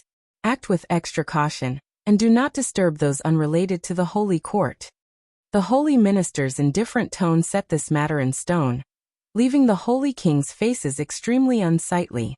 In the depths of autumn, inside the mansion courtyard, Guan was drinking wine, while Xiaochuan swept the grounds nearby. With so many servants in the house, and you being able to cast spells, why bother to sweep the grounds yourself? Guan asked, his divine thought gazing skyward. He saw 17 figures from the holy court flying toward the reincarnation vortex, among them Yang Jian. These people threw themselves into the reincarnation vortex without hesitation, and immediately after, their presences completely vanished, which piqued Gu An's interest in the reincarnation vortex. What exactly is reincarnation like inside there? As Xiaochuan swept, he laughed and said, "Isn't this just a habit I've picked up?" "It's what you taught me, brother." Guan turned to Xiaochuan and asked, "Have you not cultivated these years?" Xiaochuan's cultivation level had stagnated for decades, and his lifespan had shown no sign of increasing. Old age makes it hard to persist. Besides, my children and grandchildren often bring me troublesome matters, Xiaochuan said with a shake of his head and a wry smile. He added, "I'm 472 years old this year. I'm content. I never imagined I would live for so many years." He began to recount tales from his childhood. Each time Guan visited, Xiaochuan would reminisce about the past. On this occasion, however, Guan wasn't listening attentively, his thoughts were wandering. Seeing Yang Jian and the others enter reincarnation, a bold idea suddenly came to him. If he sealed Xiaochuan's memories and then implanted a destruction Dao seal into his body, no matter what kind of reincarnation he underwent, Guan would be able to find him. When the time came, he could help him recover his memories. Wouldn't they be able to reunite? He had tried his best to impart the traditions of immortal cultivation to Xiaochuan, but alas, Xiaochuan's maximum lifespan still increased very slowly. Even though he could elevate Xiaochuan's cultivation level, it didn't affect his maximum lifespan. The higher he reached in realm, the more acutely Guan felt the terrifying decree of the ineffable destiny. "Xiaochuan, if there is an afterlife, would you still want me to find you?" Guan suddenly asked. Xiaochuan stopped his sweeping, turned his head to look at Guan, and cheerfully said, "Brother, if you could find me, you must have become an immortal, right? If you don't mind, I would indeed hope to see you again. But don't worry about it too much. Everyone has their destiny. I'm truly only grateful to you." Without Guan, what would his life be like today? His only regret in this life was that he failed to repay his mentor. "I'm just speaking hypothetically. If I become that powerful one day, I would need to consider whether or not to help you escape the suffering of reincarnation," Guan said with a laugh. Xiaochuan responded with laughter. "If there's a chance for that, I would definitely want it. So let me thank you in advance for taking care of me, brother." Becoming an immortal? How distant a dream. Xiaochuan had heard of the existence of the immortal path realm, but he had not heard of those who possessed eternal life, nor had he heard of the true immortal gods. Those who were comparable to immortals were nothing more than powerful cultivators. If you undergo reincarnation, in what kind of family would you wish to be born in the next life? Guan continued to ask, as he poured himself another drink. Xiaochuan took interest, set aside the broom, walked over and sat down, starting to ponder as he sank into reverie. His requirements were not high, born to parents that could accompany him, and hopefully with better aptitude for cultivation. Sunset gave way to moonrise. The two talked into the night, and at Xiaochuan's invitation, Guan stayed at the estate. He left at dawn. Xiaochuan, assisted by a young girl, watched Guan depart. The girl, filled with curiosity, watched Guan's retreating figure. She turned her head to Xiaochuan and asked, "Great-grandfather, who exactly is he? Is he really your mentor? He looks so young." Xiaochuan stroked his beard and laughed. "Yes, he's my mentor. But as to who he really is, I'm not sure myself. My mentor is very mysterious, maybe." The girl pressed. "Maybe what?" Xiaochuan shook his head and walked away. As Guan disappeared at the end of the street, the girl hurriedly followed her great-grandfather, pressing him with questions.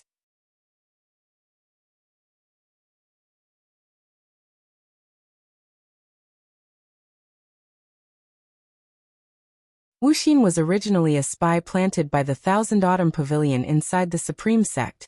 The Taoist expansion skill, the precursor to the primordial reincarnation skill, was transmitted to Guan by him.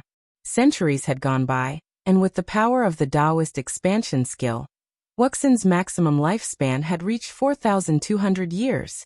It seemed that Wuxian's own talent was not lacking, but it was only because he practiced the Taoist expansion skill that it had not been revealed.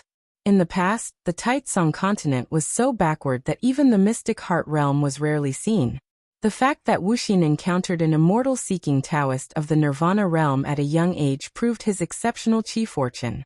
An ex-scion sat obediently to the side, listening attentively to her master and grandmaster catching up, curious about Wuxin. Li Xiandao did not interrupt, listening to their conversation with a smile. Guan silently reflected on Li Zuando's talent. Li Xiandao now had reached the 5th layer of the mystic heart realm, surpassing LV Baitian. Yet his public cultivation level, like Gu Ans, only appeared as that of the nascent soul realm. After a while, Wuxin turned to look at Li Xiandao, who spoke with a smile. In planning to send him to an immortal mansion for cultivation, Guan, would you like to go? Guan shook his head. I'd rather not, thank you for the gracious offer, uncle. That so-called immortal mansion was, after all, similar to the factions like the Star Sea congregations. He was not interested in it. Li Xiandao was not surprised. Over the years he had offered many opportunities to Guan, all of which were rejected. He understood that this young man had no desire to seek immortality. Senior brother, let's go together, it's a rare opportunity. Now that I've achieved the cultivation level of the void crossing realm, I can surely protect you, Wuxin urged. An ex-scion wanted to laugh upon hearing this. Was the void crossing realm really that strong? She did not show it on her face, as Guan had reminded her many times to control her facial expressions. Guan laughed. I really don't want to go, I'm quite comfortable now. Going to the immortal mansion would surely be stressful, and it's not certain that I would undergo a transformation. You go ahead, I'll be here waiting for you to tell me about your experiences in the immortal mansion when you return. Despite Wuxin's continued persuasion, it was to no avail. No matter how much he insisted, Guan remained unmoved. If you don't want to go, then don't. It's fine, staying in the Supreme Sect also offers plenty of opportunities, Li Xiandao said, putting an end to Wuxin's urging. Li Xiandao then looked at Guan and asked, Guan, what do you think the Taitsong dynasty should do next for its development? Guan asked in surprise. Isn't everything fine now? Why do you ask? Li Xiandao shook his head. It only seems fine on the surface. The internal class structure is solidifying. Life may be better than before, but the opportunities for commoners to knock on the doors of the immortal sects have not increased. Guan fell silent. Each year, the number of cultivators in the immortal cultivation world grows, but the vast majority are from families of cultivators. It's highly likely that a farmer's offspring will remain a farmer. Wuxin also fell into deep thought. As he served Li Xiandao, he saw even more issues. The current families were able to establish contacts overseas, and through various means such as intermarriage, sworn brotherhood, and exchange of interests, they were quickly growing stronger with unfathomable depths, making it difficult for Li Xiandao to suppress them. Who knows how powerful the entities backing those families could be? I do admire the immortal dynasty. If only all of the Taitsong dynasty's citizens could become immortals, that would be wonderful. I wonder if he'll live to see that day, Li Xiandao said cheerfully. He was just being precautious. For now his imperial power was quite stable. Guan continued the conversation. If that day really comes, who knows how long it will take? His tone was filled with emotion. He began to talk with Li Xiandao about the future visions, while Wuxin occasionally interjected, and an ex-scion listened throughout. Gradually, the topic shifted to Li Ya. After discussing Li Ya for a while, Li Xiandao asked, What about Yang Jian? It's been a while since we've seen him. Ling Tian often talks to me about him. I'm not sure where he's gone, but with his talent he probably won't encounter any trouble, Guan said, shaking his head. Wuxin asked curiously, Brother, I heard from His Majesty that Yang Jian's talent is no less than in-house. Guan smiled and said, I'm not sure about that. They are both stronger than me anyway. You can ask an ex-scion. She grew up with in-how. As he spoke, he gestured towards an ex-scion beside him, which made Wuxin take a new look at her. Could it be that this woman had such a connection? An ex-scion hurriedly said, I'm not in a position to judge, but my brother once said he looks forward to a battle with Yang Jian. Wuxin sighed. My cultivation speed is considered fast, but compared to those favored by heaven, it's still far behind. I wonder what their cultivation levels are now. Li Xiandao looked at an Xian, then glanced at Guan contemplative. The four of them chatted for an ancient hour before Guan, accompanied by an Xian, stood up to pick herbs. Once they finished, they said their farewells and left.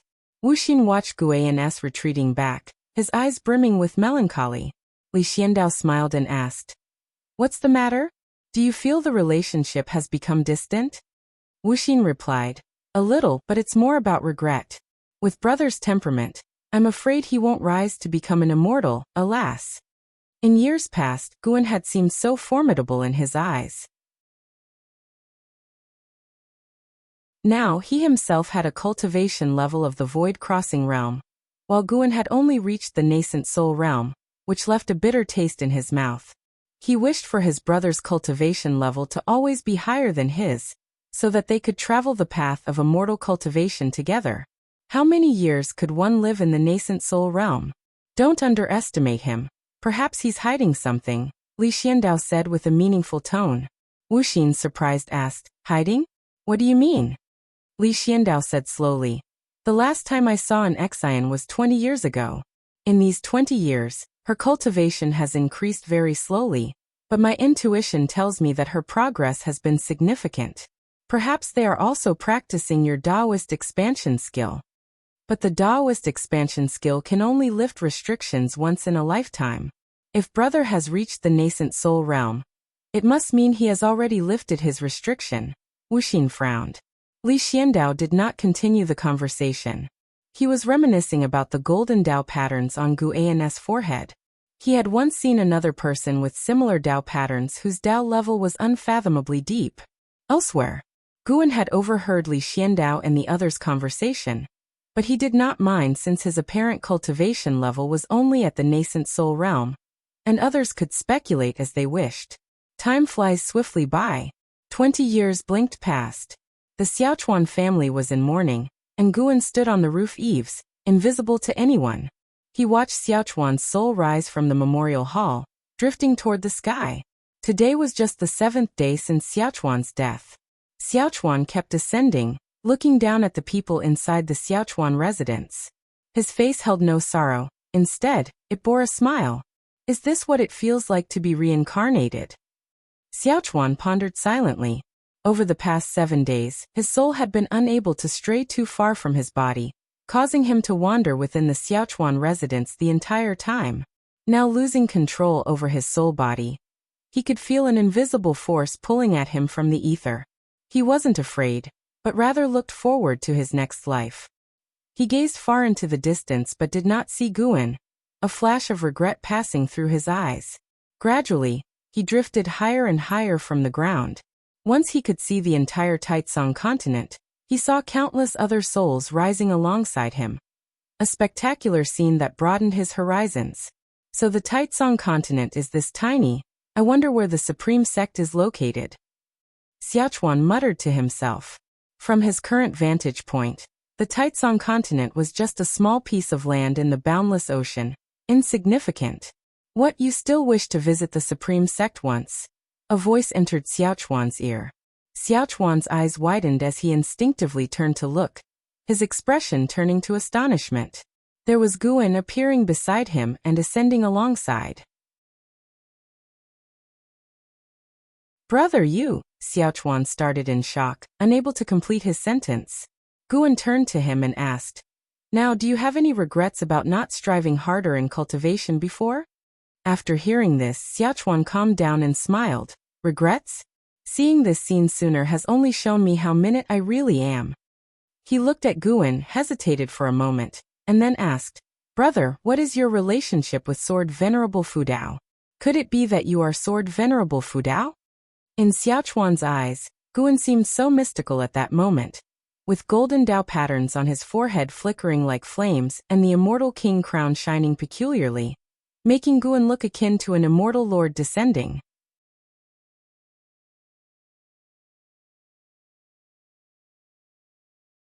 Chapter 377. Promise of the next life. Facing Xiaochuan's questioning, Guan counter-questioned. Is this matter very important to you? Xiaochuan caught the implied meaning in Guan's words and lamented. Yes, it's no longer important. In fact, 300 years ago, I felt my life was drawing close to its end. Over the years, I have often fallen into an indescribable state of sudden enlightenment. It must have been you, elder brother, secretly helping me. Thank you, elder brother. He looked at Guan, his expression solemn. Guan's mouth twitched upwards as he asked, just verbal thanks? Xiaochuan replied helplessly. That's all I can do. What else could I do for you now? If elder brother needs my soul, just take it. Guan glanced at him and said dryly, making it sound like elder brother is some demon cultivator. Wasn't Sword Venerable Fudao initially considered a demon cultivator? Coincidentally, I do have a soul device here. I could use you as the main soul, condemning you to never transcend. Sure, I would love that. Although Xiaochuan still looked elderly, his soul body was spirited, as if he had returned to his younger days. The two bickered in this way as they drew closer to the reincarnation vortex. The reason Xiaochuan could see Guan was because Guan had utilized the power of cause and effect. Even a free immortal could not see Guan if they were here. After a long time, Xiaochuan looked up at the imposing reincarnation vortex and curiously asked, does entering there mean I will be reincarnated? Yes, that's correct. I can only escort you here. Guan replied softly, also looking up. Xiaochuan turned to Guan and said, elder brother, go back now. I'm already satisfied that you could escort me here. Guan gazed at him and with a smile said, well, meet in the next life. The next life? Xiaochuan blinked his eyes. He didn't question Guan's words but internally marveled. How profound must Sword Venerable Fudao's Tao be to see through reincarnation? After pondering for a moment he said, if I remain mediocre in my next life, elder brother, don't find me. Let me lead an ordinary life. However, if one day I possess exceptional cultivation talents, then come find me and I'll still manage Medicine Valley for you. Guan smiled and nodded, then raised his right hand and pointed 2 fingers toward Xiaochuan. Xiaochuan was instantly immobilized, his eyes losing their sparkle. Guan used his own power of cause and effect to seal Xiaochuan's memories, to prevent them from being erased by reincarnation, then left a Destruction Tao seal within his soul body. The Destruction Tao seal would leave an eternal mark, making it easier for Guan to find Xiaochuan's reincarnated body later. Having done all this, Guan paused and watched as Xiaochuan headed towards the reincarnation vortex. He also had a basic understanding of the reincarnation rules. Long Zhan's heavenly dragon reincarnation dharma touched upon these rules, but it mainly relied on establishing connections through cause and effect with past lives. He still couldn't fathom the essence of reincarnation. In the divine origin Great Heaven and Earth, there also wasn't a complete order of reincarnation. After death, a soul would ascend and fly to outer heaven, being devoured by reincarnation rules at a certain height, disappearing without a trace. How one naturally reincarnated was unknown to anyone, and was difficult to trace. However, great beings of fortune would cause unusual phenomena in heaven and earth when reincarnated. After Xiaochuan had disappeared into the reincarnation vortex, Guan finally returned to the Third Medicine Valley. Several days later, near midday, as Guan was reading a book inside his house, an excian came to find him. Master, Uncle Xiaochuan has passed away. He didn't want to trouble you, so he had his descendants deliver this letter later. An excian handed over a letter to Guan while carefully observing his expression. In front of an excian, Guan did not need to pretend. He took the letter directly and opened it to read. The content of the letter wasn't much different from what Xiaochuan had said before he entered reincarnation. But after reading it, Guan still felt somewhat melancholic. He had tried his best to help Xiaochuan, but unfortunately, Xiaochuan did not possess the fighting spirit like Yilan, Zhenqin, or an excian. To put it accurately, Xiaochuan's talents were inferior and no different from most ordinary people, which was why it was hard for him to maintain his drive. Guan, however, wasn't too saddened. After learning about the existence of reincarnation tribulation, his aversion to reincarnation wasn't as strong. When cultivators reached the free immortal realm, they ultimately had to face reincarnation. Not everyone could break through by evolving their lifespan like Guan, and he couldn't use his lifespan to help others skip their reincarnation tribulation. He was curious about reincarnation tribulation, wondering if it only counted after reaching the free immortal realm, or if previous reincarnations counted as well. It was said that reincarnation tribulation had no pattern. Reincarnation might not necessarily occur in the current era or world, which was why it was hard to trace Shengshan's whereabouts. Guan put the letter down and looked at an Exian asking, "Is there anything else?" An Exian inquired, "Master, are you doing all right?" Guan smiled and said, "What, do I really need to drown my sorrows in alcohol? Hurry back to your cultivation. I don't want to receive your last letter." Hearing this, an Exian stuck out her tongue and immediately bowed to take her leave. Guan thought for a moment, stood up, and walked over to a bookshelf to take down a brocade box, placing Xiaochuan's last letter inside it. Xiaochuan's death hadn't affected Gu An's life, even though his descendants were still in the Third Medicine Valley. His descendants weren't too saddened. After all, there was a vast generational gap. As autumn gave way to winter, the temperature between heaven and earth began to drop. On this day, Guan had finished picking the most recently matured medicinal herbs in the Third Medicine Valley. He was in good spirits. Nowadays, his average annual lifespan income exceeded 3,500,000 years.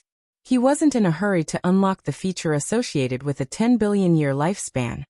He wouldn't wait anymore if his lifespan was sufficient for a breakthrough later. After all, the figure of 10 billion was really massive. He surely couldn't start stealing medicinal herbs again, could he? Returning under the attic, Guan gave a few instructions to his disciple before heading towards the chess area. More and more people were taking up chess, and as the birthplace of chess and Go, the Third Medicine Valley naturally attracted many enthusiasts. Playing chess in the Third Medicine Valley always felt special for cultivators. At this moment, Nine-Fingered Divine Lord was demolishing opponents left and right. Guan approached from the back of the crowd and watched from a distance. His attention was drawn to a man nearby.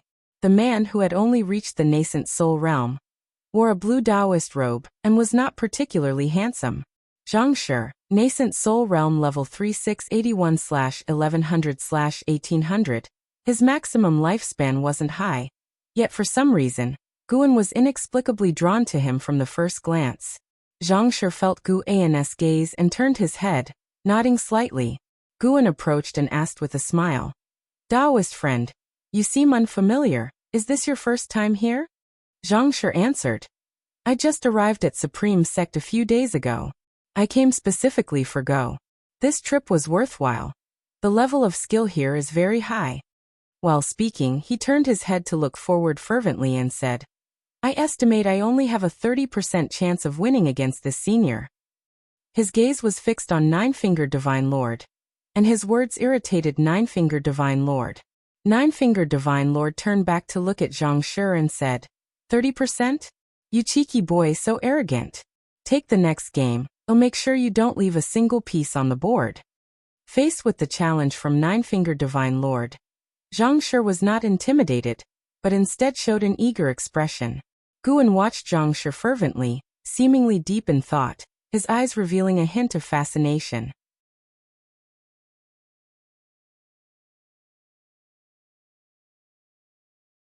Chapter 378. The talent of a heavenly pride. Guan sensed an extraordinary reincarnation aura emanating from Zhang Shi.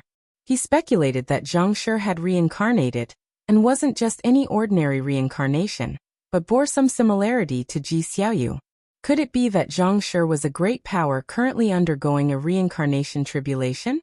Guan pondered this in his mind, but did not continuously stare at Zhang Shi. After a while, the Nine-Fingered Divine Lord successfully defeated his opponent, and immediately waved to Zhang Shi. This fellow actually claimed to have a 30% chance of winning against him. To him, this was an outright provocation. A nascent soul realm cultivator daring to fantasize about winning against him? Did he think he was Guan? Under the encouragement of a group of cultivators, Zhang Shi walked to the chess table, sat down, and started to play chess with the Nine-Fingered Divine Lord, who allowed him the first move. A fierce battle thus began. Guan watched for a while before moving to the side to find others to play chess with. Whether Zhang Shi could win against the nine-fingered Divine Lord or not, Guan didn't care. He just wanted to relax for a while. Half an hour later, Guan had won 2 consecutive games of chess and stood up to leave. Zhang Shi and the nine-fingered Divine Lord were still playing. At that moment, Zhang Shi furrowed his eyebrows, hesitating over his moves, while the nine-fingered Divine Lord wore a smug smile, mockingly criticizing his slow play, accusing him of trying to wear out his opponent. Guan smiled and walked toward the distant mystic pure tree. The white spirit rat was napping under the tree, while an Xian was practicing qi absorption cultivation. This tree had become their fixed cultivation spot, which other disciples couldn't enjoy unless they performed exceptionally well. Approximately 30 minutes passed. Zhang Shi put down his chess piece and said, "I lost." The nine-fingered Divine Lord, smiling smugly, said, "To beat me, you'd need another 100,000 years." Zhang Shi stood up, bowed to him, and then took his leave. Losing interest, the nine-fingered Divine Lord stood up, making room for others. The audience wasn't too shocked. After all, the nine-fingered Divine Lord was the second-best chess player in the Medicine Valley, second only to the founder. Guan Zhang Shi began wandering around the valley, moving along the wooden railing, admiring the orderly, splendid medicine gardens. A figure brushed past him, causing a slight change in his expression. He turned his head to look. Long Qing was walking briskly toward Shenxinzi, not noticing him. "This aura, the Dragon Clan," Zhang Shi murmured softly, though his voice was quite faint. Guan, who was nearby playing with the white spirit rat, heard it. Guan kept his composure, but his curiosity about Zhang Shi's true identity grew. Zhang Shi watched Long Qing leave. He did not linger for too long, but chose to continue his stroll. Gradually, he passed by the venerable pavilion of Guan. The door opened, and a figure suddenly blocked his path. Sun and Moon Netherworld Emperor. Seeing the suddenly appearing Sun and Moon Netherworld Emperor, Zhang Shi was not frightened but instead studied him. With a cold expression on his face and a shift in his divine thought, the Sun and Moon Netherworld Emperor formed a barrier around them, ensuring no one but Guan could hear their conversation. "Who are you?" the Sun and Moon Netherworld Emperor asked sternly. Smiling, Zhang Shi responded, "Sun and Moon Netherworld Emperor, since you are here, I presume one of the Yin-Yang 4 emperors, the Reincarnation Path Emperor, has also reincarnated here." As soon as these words were spoken, a murderous intent flashed in the eyes of the Sun and Moon Netherworld Emperor. Zhang Shi continued, "There's no need to be tense. The Reincarnation Path Emperor's undergoing of the Reincarnation Tribulation is already public knowledge, and the Holy Court will not intervene."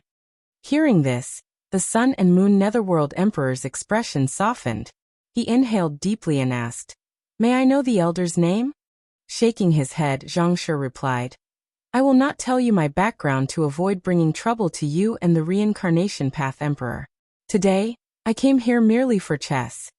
The Sun and Moon Netherworld Emperor fell silent for a moment, then stepped aside, no longer blocking Zhang Shi. Zhang Shi stepped forward, walking past him. "The qi fortune of this Medicine Valley is on the verge of erupting. Tell the Reincarnation Path Emperor, since he has entered the Reincarnation Tribulation, not to cling to the mortal dust, as the biggest taboo in the Reincarnation Tribulation is trying to be a savior." Leaving these words behind, Zhang Shi walked away without turning back. Guan, hearing this, reduced his interest in Zhang Shi by a notch. Zhang Shi actually mistook Ji Xiaoyu for Sword Venerable Fu Dao.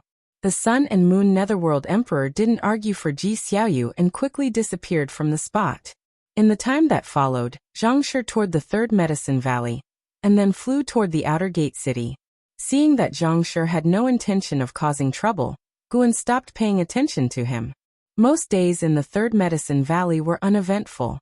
Occasionally encountering a being of extraordinary origin was just a minor episode in Guan's life. 12 years later, boom! A figure descended from the sky, crashing into the forest, creating a terrifying wind that uprooted several trees, sending grass and debris flying. Dressed in white, an Xian landed on a tree trunk. She held a treasure sword, looking up with furrowed brows, her hand trembling as she gripped the sword. In the distance, the blood prison great saint crawled on the cliff, enduring the fierce wind, his gaze fixed on a distant battle. Guan stood in the air holding the Qinghong sword, looking down at an Xian with a smile. Is this all you've got? On hearing this, a cold light flashed in Nzin's eyes. She took a step forth, appearing behind Guan like a blink, her treasure sword cleaving horizontally, the strong sword intent materializing tangibly. Guan drew his sword with a backhanded grip, blocking Nzin's sword intent and following the blade's direction, scattering the distant sea of clouds. Seeing that an Xian, from the 9th level of the divinity transformation realm, could manifest such sword intent, Guan was secretly pleased. The girl had cultivated diligently and it was not in vain. Just her sword intent alone was comparable to the void-crossing realm. Combined with her stepping path of Age's step, her strength far surpassed the divinity transformation realm, and she was starting to show the makings of a prodigy. When an Xian found that her sword intent couldn't shake Guan, she stepped again and appeared above the forest several kilometers away, her treasure sword no longer in hand.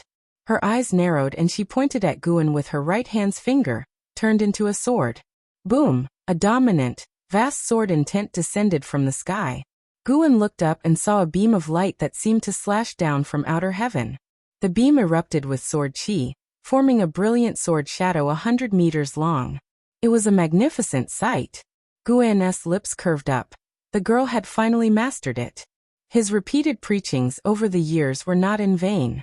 The brilliant sword shadow fell with incredible speed, engulfing Guan's figure, and then crashing into the mountains and rivers.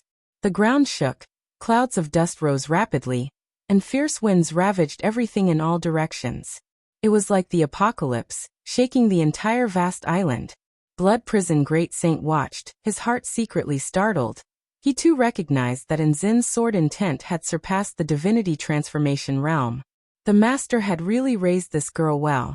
In that moment, Blood Prison Great Saint became even more convinced that the ancient treasure body possessed by Yang Jian was bestowed by his master.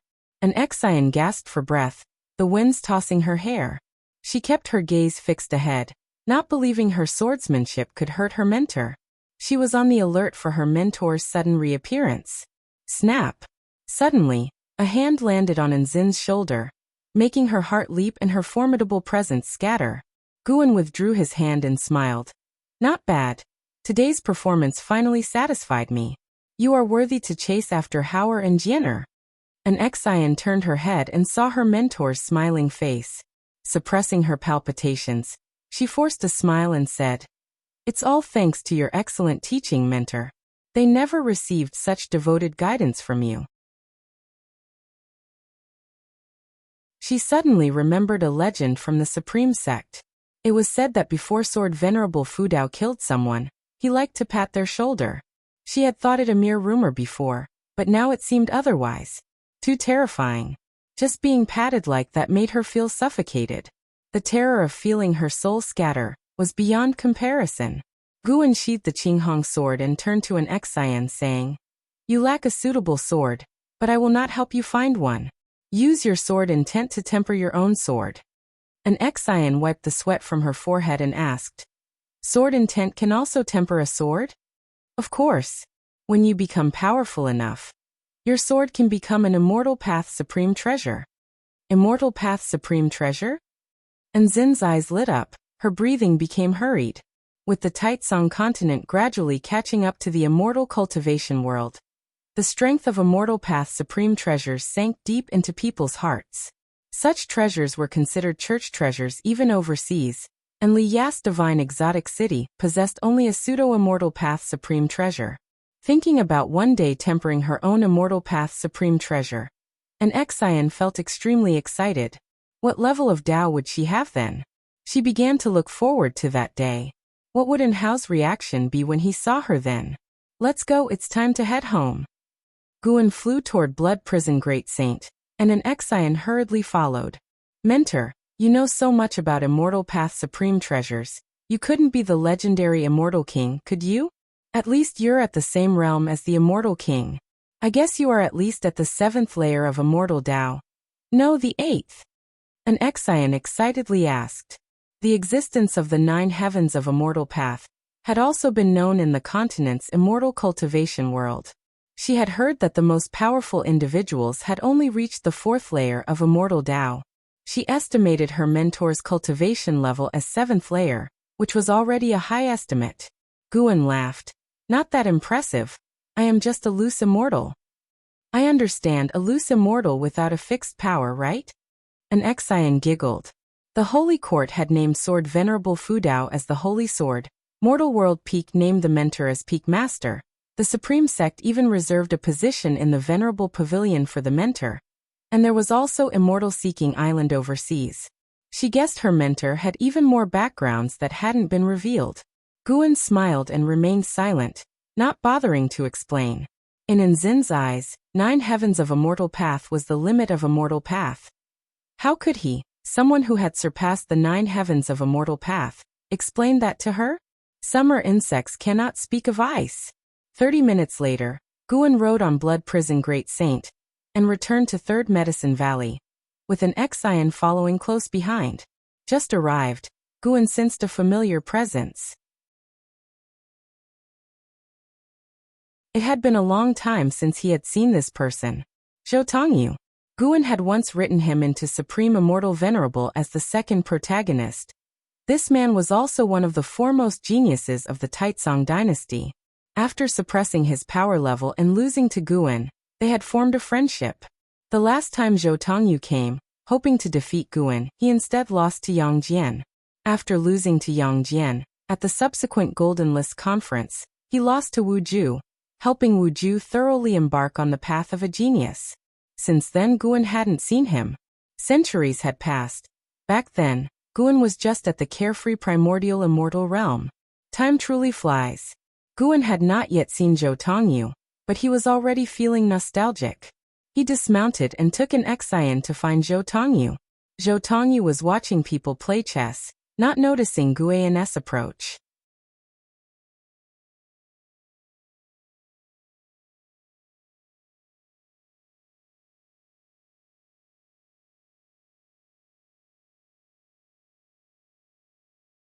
No matter how we fight, we must not waste the overall power of the great heavenly spirit land, so we have organized this conference, allowing cultivators of both sides in each realm to have combat, and your victories or losses are related to the future development of the immortal dynasty. Everyone's breathing hastened. They had known about this matter before coming. This conference was not only about the prosperity of the immortal dynasty, but also a great opportunity for themselves. And Hao's eyes sparkled, and his fists tightened. Confident in a contest of the same realm, he was determined not to lose.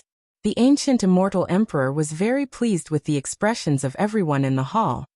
He saw their confidence.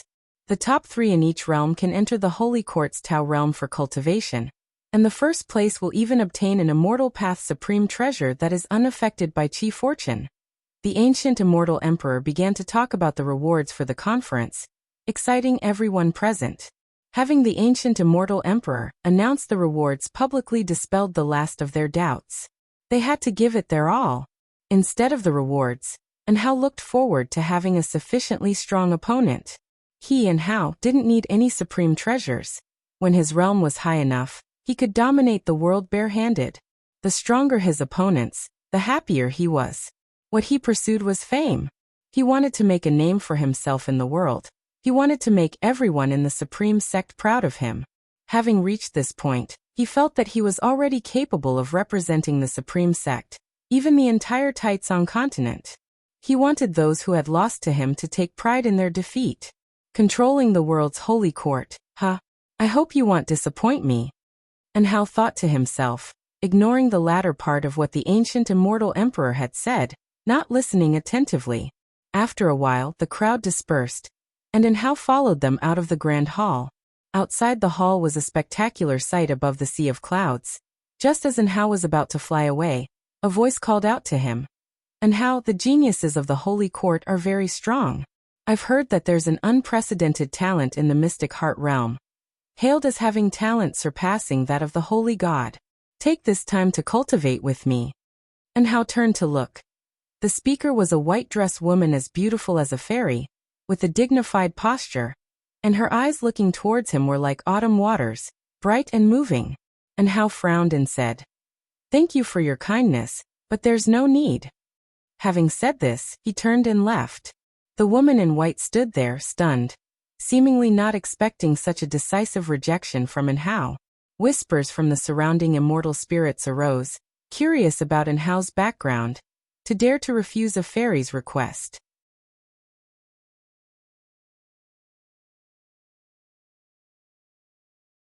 Although he was a mount, Guan had not treated him harshly. He received just as many elixirs as an ex-scion. After returning to the third medicine valley, Guan went upstairs alone. Someone was already waiting in the room. Shenzhen. Seeing Shenzhen sitting in his spot, Guan closed the door and asked, "What paintings are you going to show me this time?"